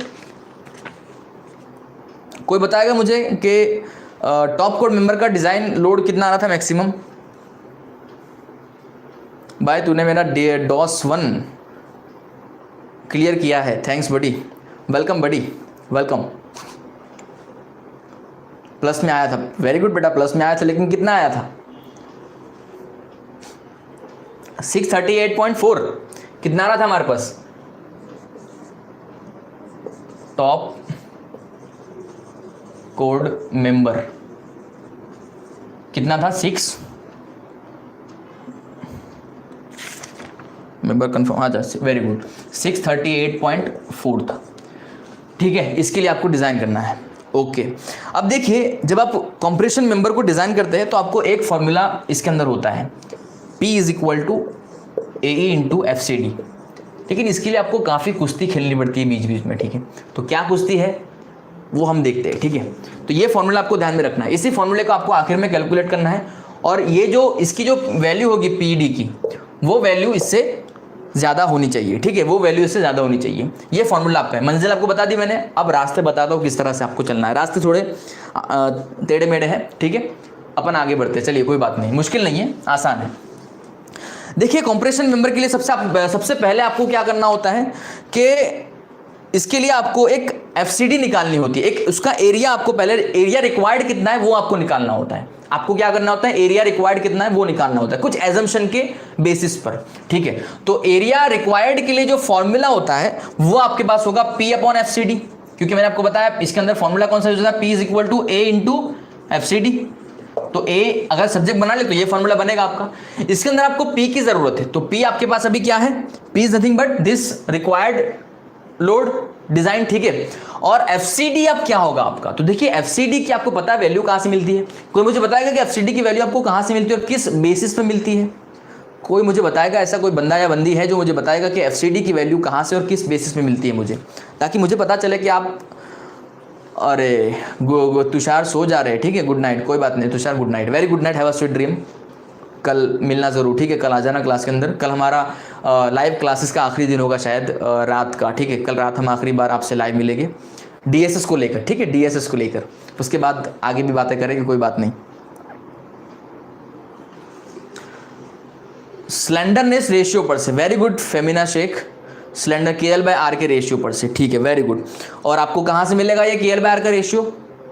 और मतलब KL/R रेशियो FCD की वैल्यू आपको इन शॉर्ट में बता दूं, देखिए KL/R का रेशियो आपको लेना होता है, और इसकी जो वैल्यू आपको देखनी होती है टेबल नंबर 9C के अंदर, जो कि पेज नंबर 42 के ऊपर आपको दे रखा है IS 800 के अंदर, ठीक है? तो ये पूरी प्रोसेस होती है इसकी। अब लेकिन चूंकि हमारे पास, हमें पता नहीं है अभी KL/R क्या है, तो मैंने बताया आपको कि एजम्पशन के बेसिस पर आपको इसका एरिया निकालना होता है, और ये एजम्पशन का एक रेंज होता है, हम इसे एजम्पशन नहीं बल्कि कंसिडरेशन कह सकते हैं। इसकी एक रेंज होती है। अगर आप IS कोड में जाओगे, IS कोड में पेज नंबर 20 के ऊपर टेबल नंबर 3 है, उसके ऊपर आपको KL/R के कुछ लिमिटेशंस दे रखे हैं, कुछ आपको लिमिटेशंस दे रखे हैं। आपको बता दो, देखिए मैं जाकर बताता हूँ, ठीक है? 20 पर, पेज नंबर 20 के ऊपर जाइए, देखिए वहां पर टेबल नंबर 3 दे रखा है, minimum values of effective slenderness ratio. पहला इसके अंदर दे रखा है कि a member carrying compressive load resulting from dead load और इम्पोज लोड, उसका जो मैक्सिमम KL/R जो होता है वो 180 होना चाहिए, मैक्सिमम 180 होना चाहिए। हमारे पास जो टॉप कोड मेंबर है कंप्रेशन के अंदर है, ठीक है? और इसकी जो वैल्यू KL/R की वैल्यू जो हुई है वो मैक्सिमम 180 होनी चाहिए, इससे कम होनी चाहिए, मतलब इससे ज्यादा नहीं होनी चाहिए। आपको टेबल नंबर 3 के अंदर कहा गया है, IS 800 के अंदर पेज नंबर 20 के ऊपर जाके देखिए तो आपको पता चलेगा। तो भाई हमने क्या किया, अब क्या करना है, हमें इससे कम वाली कोई वैल्यू एक एज्यूम कर लेनी है, KL/R की रेशियो एक वैल्यू एज्यूम कर लेनी है। हम यहाँ पर एज्यूम करते हैं इसकी वैल्यू 100। आप 120, 140, 150 भी सिलेक्ट कर सकते हो, भी एज्यूम कर सकते हो, ठीक है? ओके, चलिए भाई, तो आगे बढ़ते हैं अपन। हमने क्या किया, KL/RY की रेशियो जो है वो 100 को एज्यूम कर लिया है। 100 को एज्यूम करोगे तो FCD की वैल्यू आपको टेबल नंबर 9 से मिलेगी। एफसीडी की वैल्यू आपको टेबल नंबर 9 से मिलेगी, 9C से। उसकी वैल्यू आ रही है आपकी एफसीडी की कितनी आ रही है भाई साहब, 107 मेगा पास्कल, 107 आ रही है। ये तो पता है आपको किस तरह से निकाला जाता है, ठीक है, ये आप सभी को पता है, यस और नो, ये आप सभी को पता है कि KL/RY की रेशियो पर से आपकी एफसीडी की वैल्यू किस तरह से निकालनी है।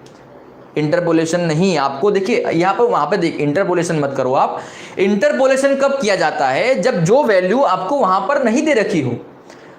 100 के लिए आपको देखिए वहां पर वैल्यू दे रखी है, देखिए शायद 100 के लिए दे रखी है वहां पर आपको, जब आपको वहां पर डिट्टो वैल्यू दे रखी है तो आपको वहां पर फिर इंटरपोलेट करने की क्या जरूरत है। पेज नंबर 42 के ऊपर देखिए 100 के लिए दे रखी है आपको वैल्यू, है ना, तो यहां पर आपको इंटरपोलेट करने की बिल्कुल आवश्यकता नहीं है, ठीक है, अपने कंसेप्ट को थोड़ा क्लियर रखें। चलिए, तो 107 आ रही है आपकी वैल्यू, सारी वैल्यूज यहां पर रखोगे तो आपका जो एरिया आ जाएगा वो कितना आ रहा है भाई साहब, required area that is 5966 mm², और ये 2ISA के लिए होगा आपका, ये एरिया कितना होगा 2ISA, कितना आ रहा है 5966 mm² आपका टोटल एरिया आ रहा है फॉर दोनों एंगल, ठीक है। अब आपको क्या करना है इसके अंदर कि इसी के एरिया के बेसिस पर, रिक्वायर्ड एरिया के बेसिस पर आपको एक एंगल सेक्शन सेलेक्ट करना है। अब ये जो एंगल सेक्शन आप सिलेक्ट करोगे इसके लिए आपको जाना होगा स्टील टेबल के अंदर, इसके लिए आपको कहाँ जाना होगा, स्टील टेबल के अंदर, ठीक है। हमने पहले बॉटम कोड डिजाइन किया था तो उसके लिए हमने क्या किया था कि अनइक्वल लेग का जो एंगल था वो सिलेक्ट किया था। सिमिलरली हमें क्या करना है, जब हम टॉप कोड के लिए डिजाइन कर रहे हैं तब भी हमें ऐसे ही करना है, हमें क्या करना है, 2 अनइक्वल एंगल्स हमें इस्तेमाल करने हैं। लेकिन जब हम वर्टिकल मेंबर को डिजाइन करेंगे तब आपको वहां पर क्या करना है, इक्वल एंगल को डिजाइन करना होता है, ठीक है। इस चीज का आपको डिफरेंस पता होना चाहिए। तो फिलहाल हम बात कर रहे हैं टॉप कोड मेंबर की, तो टॉप कोड मेंबर के अंदर आपको इस एरिया के बेसिस के ऊपर, इस एरिया के अकॉर्डिंगली आपको एक एंगल सेक्शन सेलेक्ट करना होना चाहिए जिसका एरिया जो है वो इससे कुछ हद तक ज्यादा होना मांगता है, ठीक है। समझ आ रही बात है आपको। चलिए, तो अपन ज्यादा इसके अंदर डिटेल में ना जाते हुए सीधे हम यहाँ पर जो है एंगल सेलेक्ट कर लेते हैं। आप एग्जाम के अंदर अपने हिसाब से कर लेना, लेकिन मैं आपसे फिर से एक बार बता दूं, आपको कह दूं कि भाई साहब एक बार प्रैक्टिस करके जरूर जाना, जो हम पढ़ा रहे हैं उसी के बेसिस पर एग्जाम के अंदर जाके मत बैठना, ठीक है। ये कोई काम नहीं आएगा जब तक आप खुद अपने हाथ या पेन नहीं घसोगे अपने प्रैक्टिस के लिए, तब तक आपको आपका हाथ और पेन एग्जाम के अंदर काम नहीं देने वाला। इस चीज का आपको खास ख्याल, और ये मेरी आप बीती चीजें हैं, ठीक है, इसलिए आपको बता रहा हूं, ऐसी भूल जिंदगी में कभी मत करना, ओके। तो देखिए यहां पर क्या है भाई कि आपका हमने एक ISA सिलेक्ट किया है, ISA सेलेक्ट किया हमने 115/115/12 mm का, ठीक है, ये हमने, और ये इसका बेस क्राइटेरिया क्या है, इसका एरिया है। इसका एरिया अगर देखें हम तो कितना आ रहा है भाई साहब, इसका एरिया आ रहा है यहाँ पर 6076 इसका एरिया आ रहा है, ओके, जो कि इससे कुछ हद तक ज्यादा है, दैट इज ओके। अब देखिए आपको क्या है, क्योंकि आपको जो एरिया जो आपको जो दे रखे होते हैं यहाँ पर, ये सारे एंगल आपको जो एंगल दे रखे होते हैं वो अकॉर्डिंग टू वाई एक्सिस दे रखे होते हैं। क्या दे रखे होते हैं, अकॉर्डिंग टू वाई एक्सिस, या ये वाई एक्सिस, ये जेड एक्सिस, इस तरह से आपको दे रखे। लेकिन हम क्या कर रहे हैं, टॉप कोड मेंबर को डिजाइन कर रहे हो तो आपको इसे इस तरह से बेंड करना होगा, मतलब आपको इसे हॉरिजॉन्टल एक्सिस पे ले आना होगा, इस तरह से करना होगा आपको, ठीक है, क्योंकि हम टॉप कोड मेंबर को डिजाइन कर रहे हैं। तो यहां पर इसकी एक्सिस चेंज हो जाती है। अब जब इसकी एक्सिस चेंज हो गई तो इसका जो रेडियस ऑफ गायरेशन होता है वो भी चेंज हो जाएगा। आपको जो उसके अंदर रेडियस ऑफ गायरेशन दे रखा है वो आपको अकॉर्डिंग टू जेड एक्सिस दे रखा है, but we have to calculate for Y axis only. ये आपको बात बता दो, चलिए सुनिए, पहले आप समझ लीजिए हमने अब क्या करना है। देखिए हमने रिक्वायर्ड एरिया के बेसिस पर एंगल सेलेक्ट कर लिया, रिक्वायर्ड एरिया के बेसिस पर आपने एंगल सेलेक्ट कर लिया, लेकिन एक्चुअली आपका एफसीडी कितना होगा वो आपको निकालना है। हमने ये एजम्पशन के बेसिस पर लिया था ना, what will be your actual PD और एफसीडी वो आपको पता करना है। उसके लिए आपको क्या करना होगा कि भाई एफसीडी के लिए आपको सबसे पहले तो क्या करना होता है कि KL/RY का रेशियो निकालना होता है। क्या करना होता है, एक बार रफ कर दूं मैं आपको। एक्चुअली आपको जब निकालना है, क्यों हमने देखिए पहले एरिया क्यों निकाला, क्योंकि हमारे पास कोई चारा नहीं था, कोई हमारे पास ऐसा बेसिक पॉइंट नहीं था कि हम जिसके बेसिस पर आगे सारे कैलकुलेशन को प्रोसीड कर सके। तो इसलिए हमने सबसे पहले एक छोटा सा किनारा पकड़ लिया, एरिया को निकाल लिया, ठीक है, उसके बेसिस पर हमने एंगल सेलेक्ट किया। लेकिन एक्चुअल एफसीडी को निकालना बाकी। अगर आपको एफसीडी निकालना है तो उसके लिए आपको KL/RY का रेशियो निकालना होता है, ठीक है, KL/RY का। KL/RY निकालना तो आपको पहले KL निकालना होता है, ठीक है, और आपको RY भी निकालना होता है, ठीक है। ये दो आपको चीजें निकालनी है, समझ आ रही है आपको बातें। चलिए, तो एक और मेंबर आ चुके हैं, धना जी बैंगर पता नहीं कौन है, तो कोई बात नहीं, जो भी है आपका तहे दिल से हम स्वागत करते हैं टेक्निकल सिविल के अंदर, ठीक है। चलिए तो आगे बढ़ते हैं, मतलब हम देखिए मिहिर है प्रेजेंट के चले गए, मिहिर प्रेजेंट है या चले गए? 3 मेंबर जुड़ चुके हैं, ठीक है, पूरे हमारे साथ खास मेंबर बन चुके हैं आप हमारे। तो भाई साहब क्या करना है आपको, इन चीज़ों को निकालना होता है। अब देखिए यहाँ पर क्या है, सबसे पहले हम बात करते हैं यहाँ पर आर वाई के लिए। तो आर वाई सेक्शन का अगर निकालना है, हाँ मिहिर देखिए तीसरा मेंबर भी हमारा आ चुके हैं आपके फैमिली, हमारी जो खास मेंबर्स की फैमिली है, ठीक है। हमारे पास 2 फैमिली, ठीक है, एक्चुअली वहाँ पर एक खास है और एक एवे ये मतलब मेंबर है, ठीक है, मेंबर है वो खास मेंबर है।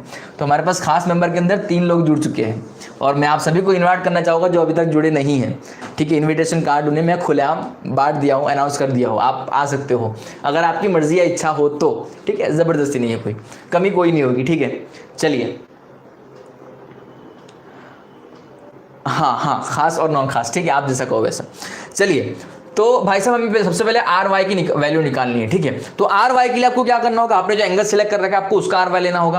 अब देखिए आईएस कोड में ये थोड़ा ट्रिकी है। अब देखिए आप थोड़ा बातों से ध्यान हटा के आप थोड़ा इस वीडियो के अंदर ध्यान दे दीजिएगा, क्योंकि इसके अंदर काफ़ी लोग कन्फ्यूज रहते हैं कि आर वाई किस तरह से निकाला जाता है। अगर आप बुक के अंदर देखोगे तो अच्छा मुझे बताइए कितने लोगों को पता है कि आर वाई किस तरह से निकाला है, येस और no.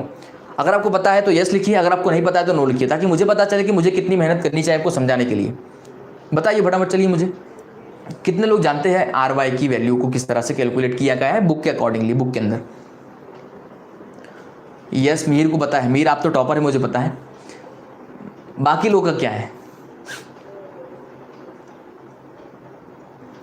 Under root I by Y, उससे आपका आंसर आ रहा है। उसके लिए आपको मोमेंट ऑफ इनर्शिया कैलकुलेट करनी होगी। सर एक वीडियो कॉलम की इफेक्टिव लेंथ पर भी एज पर, अच्छा ठीक है कोई बात नहीं, अपन इसके बारे में वीडियो रखेंगे, ठीक है कोई बात नहीं, आप चिंता ना करें, हम इसके ऊपर भी बात करेंगे, एक वीडियो अलग से रखेंगे, ठीक है। कैलाश वाघेला को नहीं आता है सर, गसेट चाहिए ना, गसेट चाहिए ना मतलब गसेट नहीं, अंडर रूट से नहीं, अच्छा मतलब चलिए कोई बात नहीं। Which book you are, we are using the book of a great author,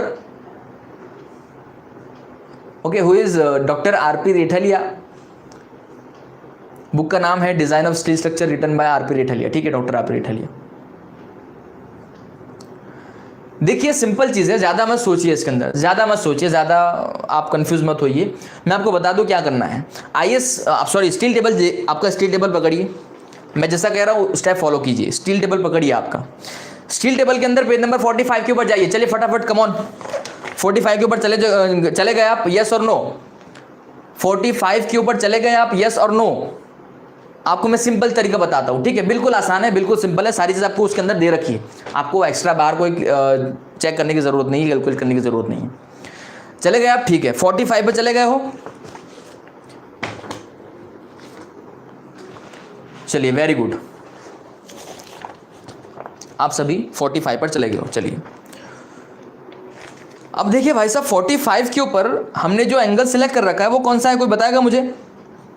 angle हमारे पास है 150 बाय 115 बाय 12 mm वाला, ठीक है, हमने एंगल सिलेक्ट कर रखा है क्योंकि उसका एरिया हमारे साथ मैच खा रहा था, ठीक है। इसके अंदर देखिए आपको रेडियस ऑफ गायरेशन, जो आखिरी कॉलम पेज नंबर 44 के ऊपर जो आखिरी कॉलम दे रखा है, रेडियस ऑफ गायरेशन दे रखा है, जिसकी हमें ज़रूरत नहीं है। हमें ज़रूरत है radius of gyration about Y Y axis, जो आपको पेज नंबर 45 के ऊपर दे रखा है, आपको पेज नंबर 45 के ऊपर दे रखा है। और आपको जो है यहाँ पर थिकनेस के अकॉर्डिंगली दे रखा है कि भाई अगर आपकी थिकनेस जो है वो देखिए यहाँ पर 0 से लेके 4 सॉरी मतलब 0 से लेके 4 mm तक वो कितनी है, 4 mm के बाद 10 mm पर कितनी है, 10 से 14 mm पर कितनी है, 1.4 जो है आपको इस तरह से लिखा, ठीक है, हम mm में बोल रहे हैं उसको। तो देखिए यहाँ पर आपको 10 से 14 के लिए दे रखी है, 10 to 14 mm के लिए आपको देखिए 10 mm के लिए दे रखी है कॉलम, और 14 mm की आपकी जो थिकनेस है वो 12 mm की है। कितनी थिकनेस है आपकी? 12 mm की है। तो आप कह सकते हो कि भाई जो वैल्यू 10 पे होगी और जो वैल्यू 14 पे होगी, इसकी अगर एवरेज हम ले लें तो आपको 12 mm के अंदर मिल जाएगा, क्योंकि 12 mm is the central value of this to values. आपकी बात समझ में आ रही है कि मैं क्या आपको बताना जा रहा हूं? करना कुछ नहीं, सिर्फ दो वैल्यूज का एवरेज निकालना है। देखिए उसके अंदर मैं वैल्यू बता दूं आपको। देखिए आपको 10 mm के लिए जो दे रखी है वो कितनी दे रखी है 10 mm के लिए आपको, दैट इज 69.8 दे रखा है क्या, 69.3 दे रखा है, प्लस आपको 14 के लिए क्या दे रखा है, 9.8 दे रखा है, ओके। और यहां पर आपको 14 के अंदर क्या दे रखा है 7.13, मतलब 71.3 डिवाइड बाय 2 कर दीजिए, that will be your, this answer will be your RYY। इतना सिंपल था, ठीक है। तो आपको I/Y करने की या कोई खास जरूरत नहीं है, अंडर रूट करने की कोई जरूरत नहीं है, सिंपल चीज आपको ये करनी है और इससे आपका आंसर आ जाएगा। समझ आया आपको बुक या बुक के अंदर दी हुई वो वैल्यू, ठीक है। चलिए तो अपन आगे बढ़ते हैं, सिंपल चीज़ थी ये तो, लेकिन फिर भी मैंने समझा दी क्योंकि इसके अंदर लोग कंफ्यूज रहते हैं कि वैल्यू उन्हें पता नहीं चलती है। तो RYY हमें नोन हो चुकी है। अब बात करते हैं KL की। KL क्या होगा यहाँ पर, तो देखिए आपको K अलग निकालना है, K अलग होता है और L अलग होगा इसके अंदर, ठीक है। तो K क्या है, K के लिए आपको देखिए IS 800 के अंदर जाना होगा, पेज नंबर नहीं बल्कि क्लॉज नंबर बता दूं आपको मैं, क्लॉज नंबर 7.5.2.1 पेज नंबर 48 जाइए, वहां पर देखिए उसके अंदर आपको साफ साफ लिखा है कि जो K की जो वैल्यू होगी वो 0.7 से लेके 0.85 तक आप ले सकते हो, बिटवीन 0.7 एंड 0.85। तो आप 0.7 भी ले सकते हो और 0.85 भी ले सकते हो, K की वैल्यू 0.85 भी ले सकते हो और 0.7 भी ले सकते हो। हम यहाँ पर मैक्सिमम वैल्यू ले रहे हैं 0.85 की, हम यहाँ पर मैक्सिमम वैल्यू 0.85 की ले रहे हैं, ठीक है। आप जो 0.7 बोल रहे हो वो भी ले सकते हो, गलत नहीं है। अगर हम वो भी कंसिडर करें then also it is okay, ठीक है। तो आपको प्रॉब्लम नहीं होनी चाहिए इसके अंदर, कंफ्यूजन नहीं रहना चाहिए, ठीक है, कि मैंने ये लिया है आपने वो लिया है, गलत तो नहीं होगा सही तो नहीं होगा, ऐसा कुछ नहीं होता है, ओके। आगे आपको चेक में समझ आ जाएगा सारी चीज़ें। तो हमने K की वैल्यू जो है वो 0.85 दे रखी है। उसके बाद KL अगर हाँ इसके अंदर L क्या होगा, तो देखिए आपको जो है सवाल के अंदर एक चीज स्पेसिफाई कर रखी थी कि दी टॉप कोड members are supported by the alternate rakers, और मैंने आपको उस समय बताया भी था कि रैकर्स होते क्या है। किन किन लोगों को पता है कि रैकर्स क्या होते हैं, जिन्हें पता है वो अपना हाथ ऊंचा करे या यस लिखे, और जिन्हें पता नहीं है वो नो लिखे। चलिए रैकर्स किन्हें पता है, यस,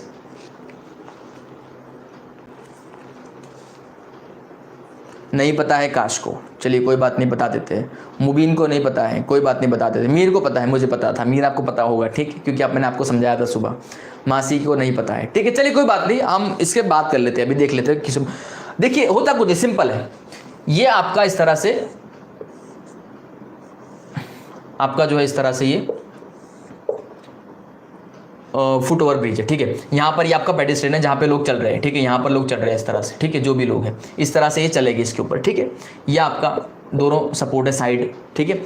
अब देखिए यहाँ पर जो है ये टॉप कोड मेंबर ऊपर होते हैं, यहाँ पर टॉप कोड मेंबर होते हैं, तो यहाँ से क्या होता है इस तरह से इसे सपोर्ट लगाए जाते हैं, इस तरह से इसे सपोर्ट लगाए जाते हैं। तो ये जो इंक्लाइन सपोर्ट लगाए जा रहे हैं इसे हम रैकर्स कहेंगे। क्या कहेंगे इसे हम, रैकर्स कहेंगे। समझ आई बात आपको, अब रैकर्स किसे कहते हैं।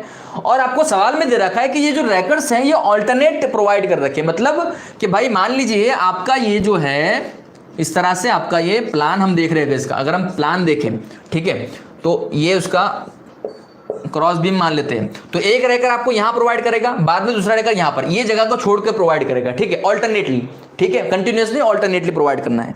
तो इन दो रैकर्स के बीच का डिस्टेंस फिर क्या होगा, कोई बताएगा मुझे कि ये दो रैकर्स जो है अगर ऑल्टरनेट तरीके से आपको प्रोवाइड कर रहे हैं, तो इन दोनों के बीच का डिस्टेंस क्या होगा, कितना होगा? Anybody can give me the answer? कोई मुझे इसका जवाब बताएगा कि दो रैकर्स के बीच का डिस्टेंस क्या होगा फिर? 6 मीटर, वेरी गुड, इसका 6 मीटर होगा, ठीक है। देखिए हमें रैकर्स के डायमेंशन से, रैकर्स की लेंथ से कोई लेना देना नहीं है, हमें लेना देना है उन रैकर्स के बीच का डिस्टेंस क्या होगा, क्योंकि वो रैकर्स अल्टीमेटली सपोर्ट करेंगे हमारे टॉप कोड मेंबर को, ठीक है। तो हमें उन डिस्टेंस को पता करना है कि कितने डिस्टेंस पर ये सपोर्ट कर रहे हैं, ओके। तो आपकी जो वैल्यू हो जाएगी वो कितनी हो जाएगी? 6000, ठीक है। तो आपको KL की जो मतलब लेंथ आपकी हो जाएगी 6000 कह सकते हैं हम लोग यहाँ पर। तो KL की जो वैल्यू होगी वो कितनी होगी? 0.85 इंटू 6000, ठीक है, इंटू 6000, जिसकी आपकी वैल्यू निकल कर आ रही है 5100 mm। अगर हम KL बाय RY का रेशियो देखें तो वो कितना आ रहा है यहाँ पर? 72.30, विच इज लेस देन 180, जैसे कि आपको मैंने बताया था टेबल नंबर आपको शायद 3 के अंदर या कुछ दे रखा है, हाँ टेबल नंबर 3 के अंदर आपको दे रखा है। तो 180 से कम होना चाहिए, तो 180 से कम आ रहा है, it means that it is okay, it is okay, definitely okay. अगर आप 0.7 भी ले लेते तो भी कोई प्रॉब्लम नहीं था, ठीक है, के की वैल्यू को। तो इस तरह से आपको ये KL/RY की रेशियो, अब आपके पास एक बार KL/RY की रेशियो आ चुका है तो आपको क्या करना है, टेबल नंबर 9C के अंदर जाना है, उसके वहां से उसमें जो आपके पास 250 के लिए जो भी आपकी KL/RY के अकॉर्डिंगली FCD की वैल्यू लेनी है। अब देखिए वहां पर देखिए आपको राउंड फिगर के लिए दे रखा था, मतलब 10, 20, 30, 40, 50, 100, ठीक है, उसके लिए 72 के लिए आपको नहीं दे रखा, तो वहां पर आपको क्या करना होगा, इंटरपोलेशन करना होगा। अब ऐसे कंडीशन में आपको इंटरपोलेशन करना होता है, ठीक है, ऐसे कंडीशन में L आपके लिए L आपको 3 मीटर लेना होगा, L आपका 3 मीटर होगा, सॉरी L आपका मैंने क्या बताया था, L आपको टोटल रेकर्ड्स के बीच का डिस्टेंस बता दिया था, L आपका जो है वो 3 मीटर होगा। L क्या होगा आपका जो पैनल था, आपका जो विड्थ ऑफ पैनल था वो था, ठीक है, विड्थ ऑफ पैनल था वो आपका L होगा, ठीक है, दे दिया आंसर, मिल गया आपको आंसर। L आपका जो है वो 300 था, मतलब अगर हम रैकर्स के फॉर्म में बात करें तो L आपका हो जाएगा 2 × 3, इसके हिसाब से, K के हिसाब से, समझ आई बात है आपको, KL के हिसाब से हम, इसलिए हमने यहाँ पर 600 ले रखा है, 6000 ले रखा है, ओके, समझ आई बात है आपको। अब कोई प्रॉब्लम है? चलिए मिहिर, आपको आंसर मिल चुका है, have you got the answer Mihir? Okay चलो, वेरी गुड, खूब, बहुत खूब। चलिए तो हमने क्या किया भाई कि आपको जाना है FCD के अंदर वैल्यू निकाल लेनी है, ठीक है, FCD की वैल्यू निकाल ली, उसके अंदर PD के अंदर रख दीजिए, उसकी वैल्यू कंपेयर कर लीजिए, वैल्यू अगर कंपेयर कर रहे हैं हम लोग तो आंसर आ रहा है बिल्कुल सही, सेफ है मतलब। तो इस तरह से हमने क्या किया कि टॉप कोड मेंबर को डिजाइन कर लिया, बॉटम कोड मेंबर को डिजाइन कर लिया। अब अगर हम बात करें वर्टिकल मेंबर की, तो वर्टिकल मेंबर को भी इसी तरह से, क्योंकि वर्टिकल मेंबर भी आपका जो है उसका मैक्सिमम जब लोड देखोगे तो वो कंप्रेशन में था, मैक्सिमम लोड के हिसाब से वो जो था वो कंप्रेशन में आ रहा था लोड आपका, तो उसके अंदर भी आपको सेम यही प्रोसेस फॉलो करनी है। बस फर्क क्या हो इसके अंदर कि जो हमने RYY के लिए जो इतनी बड़ी लंबी कुश्ती लड़ी थी वो आपको नहीं लड़नी, क्योंकि वहां पर क्या है, आपको वो जो एंगल है, क्योंकि हम वर्टिकली उससे प्रोवाइड करेंगे तो वर्टिकल आपको स्टील टेबल के अंदर दे रखा होता है, तो बस आपका जो YY दे रखा आपको सेम एज इट इज लेना है, ठीक है, सेम एज इट इज ले लेना है, इंटरपोलेशन ही करना पड़ेगा, हाँ इंटरपोलेशन ही करना पड़ेगा, ठीक है। किसने पूछा सवाल ये? देखिए वर्टिकल के अंदर कुछ नहीं है, वर्टिकल के अंदर कोई नई चीज नहीं है, वर्टिकल के अंदर सिर्फ और सिर्फ आपका RY जो है वो एज इट इज रख देना, यही डिफरेंस है, बाकी सारी चीजें तो सेम है।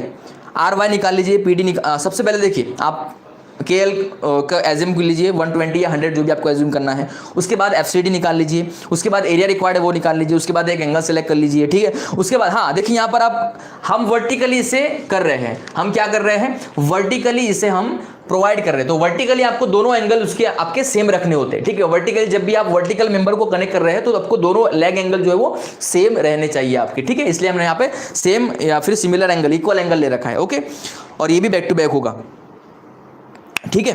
तो यहाँ पर इसका जो एरिया आ रहा है वो हमने ले लिया है, R मिनिमम मतलब R हमें दे रखा है वहाँ पर स्टील टेबल से मिल जाएगा आपको 27.3, ठीक है। KL/RY निकाल लीजिए, उसके बाद आप सीधे टेबल नंबर 9C से FCD निकाल लीजिए, P के अंदर रख दीजिए, कंपेयर कर लीजिए, ज़्यादा है ठीक है।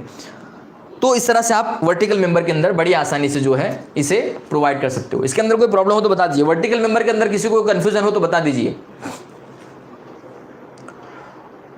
कोई बात नहीं हर्ष, आज आप हमारे ऑनलाइन लेक्चर में नहीं आ सके, कोई प्रॉब्लम नहीं, ऑफलाइन भी आप देख सकते हो, ठीक है।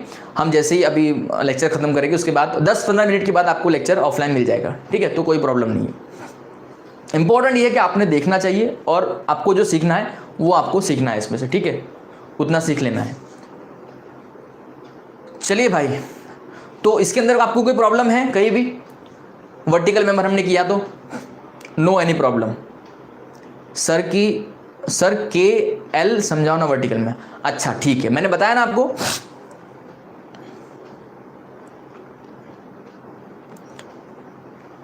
L इसके अंदर क्या होगा, स्पान लेंथ होगी। क्या होगा L इसके अंदर मिहिर? स्पान लेंथ होगी, क्योंकि वहां पर हम रैकर प्रोवाइड कर रहे थे, तो रैकर हमारे सपोर्ट थे, रैकर क्या थे, हमारे सपोर्ट थे। लेकिन हम जब यहां पर वर्टिकल मेंबर की बात कर रहे हैं तो वर्टिकल मेंबर जो हम बात कर रहे हैं इस तरह से, ठीक है, तो हमें क्या करना होगा, इसके तो हम कोई सपोर्ट नहीं कर रहे, ठीक है, यहाँ पर जो नोड होगा इसके जो पॉइंट टू पॉइंट वही सपोर्ट होगा इसका, मतलब 3 मीटर इसका जो हमें स्पान लेंथ लेना होगा वो 3 मीटर लेना होगा, हमें यहाँ पर पैनल लेंथ करने की जरूरत है, ठीक है।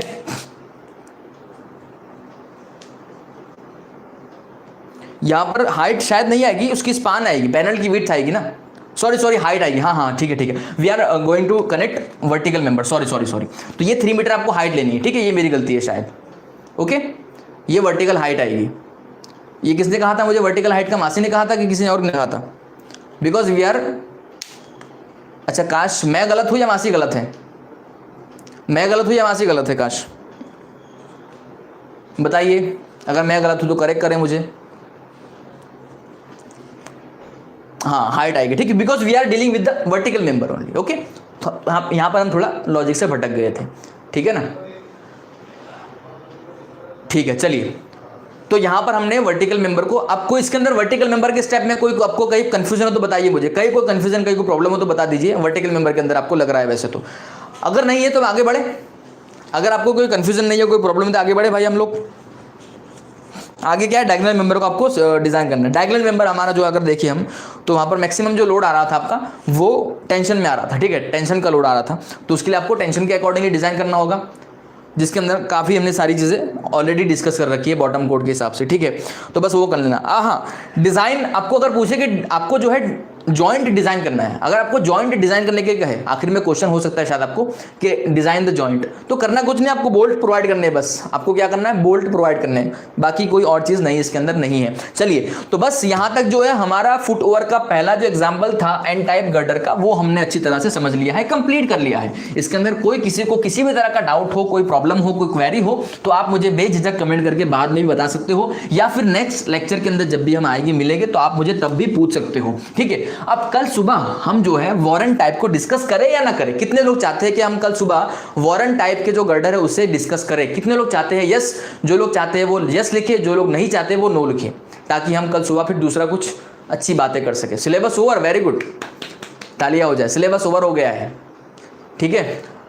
मात्र 20 लेक्चर के अंदर हमने सिलेबस कवर किया है, मात्र 20 लेक्चर के अंदर, और मुझे गारंटी है, मुझे विश्वास है कि आप जो है इसने सिलेबस के अंदर, इतनी तैयारी के अंदर डेफिनेटली डीएसएस का पेपर जो है आसानी से क्लियर कर सकते हो, ठीक है। आपको भी इतना अपने आप पर विश्वास आ चुका होगा आई थिंक, और आ जाना चाहिए, क्योंकि हमने कोई ऐसा इंपॉर्टेंट चैप्टर या कोई ऐसा इंपॉर्टेंट एग्जाम्पल नहीं छोड़ा है जिसके अंदर आपको कोई प्रॉब्लम हो, ठीक है। ओके, चलिए, तो बस इतना ही, कल सुबह मिलते हैं फिर। आई थिंक आपको ज़रूरत है शायद वॉरेन टाइप की समझने की, ठीक है ना। अब तक सिर्फ एक ही बंदे ने कहा है कि वॉरेन टाइप समझना है, बाकी ने किसी ने कहा नहीं है वॉरेन टाइप। देखिए फेमिना, मैं आपको पक्का नहीं बता सकता हूँ, लेकिन इसकी प्रोबेबिलिटी हो सकती है, ठीक है। तो डेफिनेटली नहीं हो सकता है, लेकिन प्रोबेबिलिटी हो सकती है, तो कर लेना बेहतर है, कर लेना बेहतर है। मासी सर कल 10 PM का लेक्चर तो नहीं होगा ना? 10 PM का लेक्चर शायद नहीं होगा, लेकिन देखेंगे। आप क्या चाहते हो, कितने बजे का होना चाहिए मासी, आप बताइए। आपको जो टाइम प्रीफरेबल रहेगा हम वो टाइम सेट करेंगे। हाँ ठीक है, ओके, तो कल सुबह अपन मिलेंगे, ठीक है। मुझे पता था कि आपको कई लोगों को जो है उसके अंदर ILD के अंदर ही प्रॉब्लम होगी, ठीक है, मुझे पता है, तो कोई बात नहीं, हम जो, इसलिए मैंने आपको पूछा कि अगर आपको उसके अंदर एक्चुअली प्रॉब्लम है तो आप मुझे कहेंगे यस, ओके, तो कोई बात नहीं, हम जो है कल सुबह आएंगे और आपको उसका जो इम्पोर्टेंट ILD का पोर्शन है वो आपको समझा देंगे, ठीक है। और जैसे कि मैंने आपको कहा आपका जो चैप्टर्स है, मार्किंग सिस्टम से IMP है, वो मैं आपको कल पूरा दिन वर्कआउट करके आपको रात में जो कल हमारा लेक्चर होगा उसमें बताऊंगा, शांति से बताऊंगा, ठीक है। और हो सकता है कल 10 बजे के बजाय हम 9 बजे आ जाए ऑनलाइन, ठीक है। तो कल मैं आपको जो भी अपडेट होगी वो इंस्टाग्राम के जरिए या फिर कम्युनिटी पोस्ट के जरिए आपको बता दूंगा, ठीक है।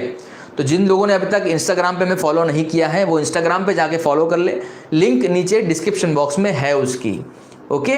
और रात का लेक्चर जो भी हमारा होगा कल मैं दिन में से आपको पहले बता दूंगा, ठीक है। अब जो भी अपडेट होगी मैं इसलिए आपको बता रहा हूँ कि हमारे साथ अपडेटेड रहिए, ठीक है, आपको सारी चीज़ें पता चल जाएगी, ओके।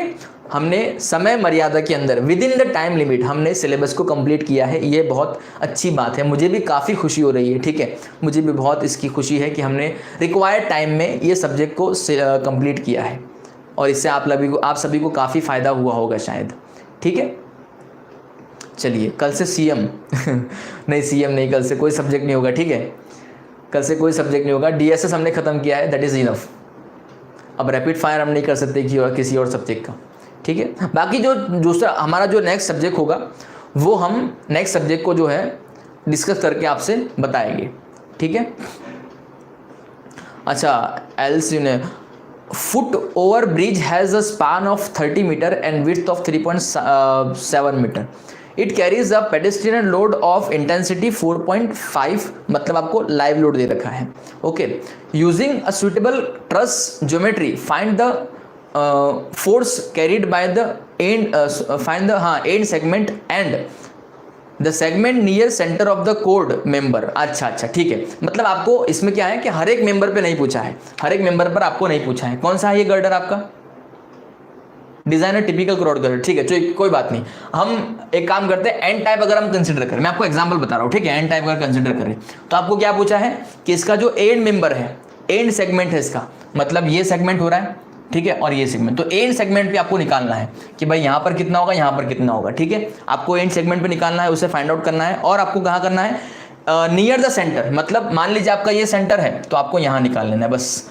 आपका जो कितना स्पान है टोटल, आपको बीच वाले जो स्पान हो गए ना वही निकालने की जरूरत नहीं है। आपका 30 मीटर का स्पान है और विड्थ आपकी जो है वो कितनी है, हाँ, तो देखिए इसका जो पैनल विड्थ होती है ना वो आपको निकालना होगा L/8 करके। पैनल विड्थ आपको पता चलेगी इससे, ठीक है। पैनल विड्थ, जो भी पैनल विड्थ होगी उसके डिवाइड कर दीजिए, और आपको क्या करना है, एंड मेंबर का निकालना है, और सेंटर की बाजू में जो एग्जैक्ट बाजू में आपका मेंबर होगा उसके लिए निकाल लेना है, ठीक है। आपको यही पूछा था, segment near the centre of top code member. अच्छा, segment near centre of top code member, segment near the top code member. आपको क्या पूछा है इसके अंदर, find out the force carried by the end segment and the segment near the top code centre. हाँ तो वही हो रहा है, ठीक है, वही हो रहा है ना, टॉप कोड मेंबर। आपको देखिए थोड़ा कंफ्यूज कर रहा है ये, ठीक है, आपको कंफ्यूज कर रहा है। बाकी दूसरी टॉप कोड मेंबर के पास क्या होता है, दूसरा कौन सा इसके अंदर मेंबर होता है जो टॉप कोड मेंबर पे हमें डिजाइन करना होता है, it should be your near member. Okay, ये होगा नियर मेंबर, क्योंकि टॉप कोड मेंबर पे ऐसी दूसरी कोई चीज नहीं होती जो हमें डिजाइन करनी होती है, ठीक है। अगर हम इस तरह से कोई एन टाइप करें अगर हम, ठीक है, तो ये आपको डायगोनल मेंबर डिजाइन करना हो सकता है, ठीक है। डायगोनल मेंबर होगा जो आपके सेंटर से इधर होगा, बस यही तो चीज़ें आपको देखिए सवाल के अंदर वो कंफ्यूज कर सकते हैं, सवाल के अंदर वो है कंफ्यूज कर सकते हैं आपको। तो आपको कंफ्यूज नहीं होना है, अपना लॉजिक लगाना है और उसी को, हाँ बिल्कुल, घुमा फिरा के क्वेश्चन पूछ रहा है, ठीक है। तो आपको कंफ्यूज नहीं होना, घूमना नहीं है, चकराना नहीं है, डटे रहना है, ठीक है। ओके, पिघलना नहीं है आपको। ओके, चलिए, तो बस आज के इस लेक्चर के लिए इतना ही। अब मैं आपसे इजाज़त चाहूँगा, काफ़ी लेट हम हो चुके हैं, 1 घंटा 47 मिनट हो चुकी है हमें, ठीक है। 12:30 बजने को आए हैं, 12:15 बज चुके हैं। तो बस आज के लिए इतना ही, कल सुबह फिर मिलेंगे अपन, जो भी हमारा टाइम होगा। अच्छा, आप अभी भी कंफ्यूज है, ठीक है, तो कोई बात नहीं। चलिए, देखिए इसके अंदर आपको पूछा कुछ नहीं है, आप जब इसको सॉल्व करेंगे ना तो आपको पता चलेगा। आप पूरी तरह से एक अच्छी तरह से इसका डायग्राम बना लीजिए पहले, उसके बाद डायग्राम के अकॉर्डिंगली या फिर आपके जो वैल्यूज दे रखी है, आपको 30 मीटर का स्पान दे रखा है, उसके बाद आप स्पान उसका बना लीजिए, उसके बाद उसके पैनल विड्थ निकाल लीजिए, L/8 करके पैनल विड्थ आपको मिलेगी। तो पैनल विड्थ के अकॉर्डिंगली स्पान को आप पहले डिवाइड कीजिए, कितने स्पान उसके अंदर बन रहे हैं आपके। ओके, जितने भी स्पान बनेंगे उसमें से जो आखिर का स्पान होगा आपका, पहले तो उस पर निकालिए फोर्स, ठीक है। आखिर के जो 2 मेंबर होंगे उस पर निकाल लीजिए। ओके, उसके बाद जो आपका सेंटर का स्पान होगा, सेंटर का जो मेंबर होगा उसके इस तरफ वाला एक मेंबर जो उसको निकाल लीजिए। बस इतना आपको उसके अंदर पूछा है, ठीक है। इसका दूसरा कोई आपको कंफ्यूजन होने की इसके अंदर जरूरत नहीं है। चलिए, तो बस आज के लिए इतना ही। थैंक यू सो मच मासी, आमीन, और आप सभी को गुड नाइट, ठीक है। चलिए, have a sweet dream, thank you. कल फिर सुबह मिलेंगे, bye, have a very good night.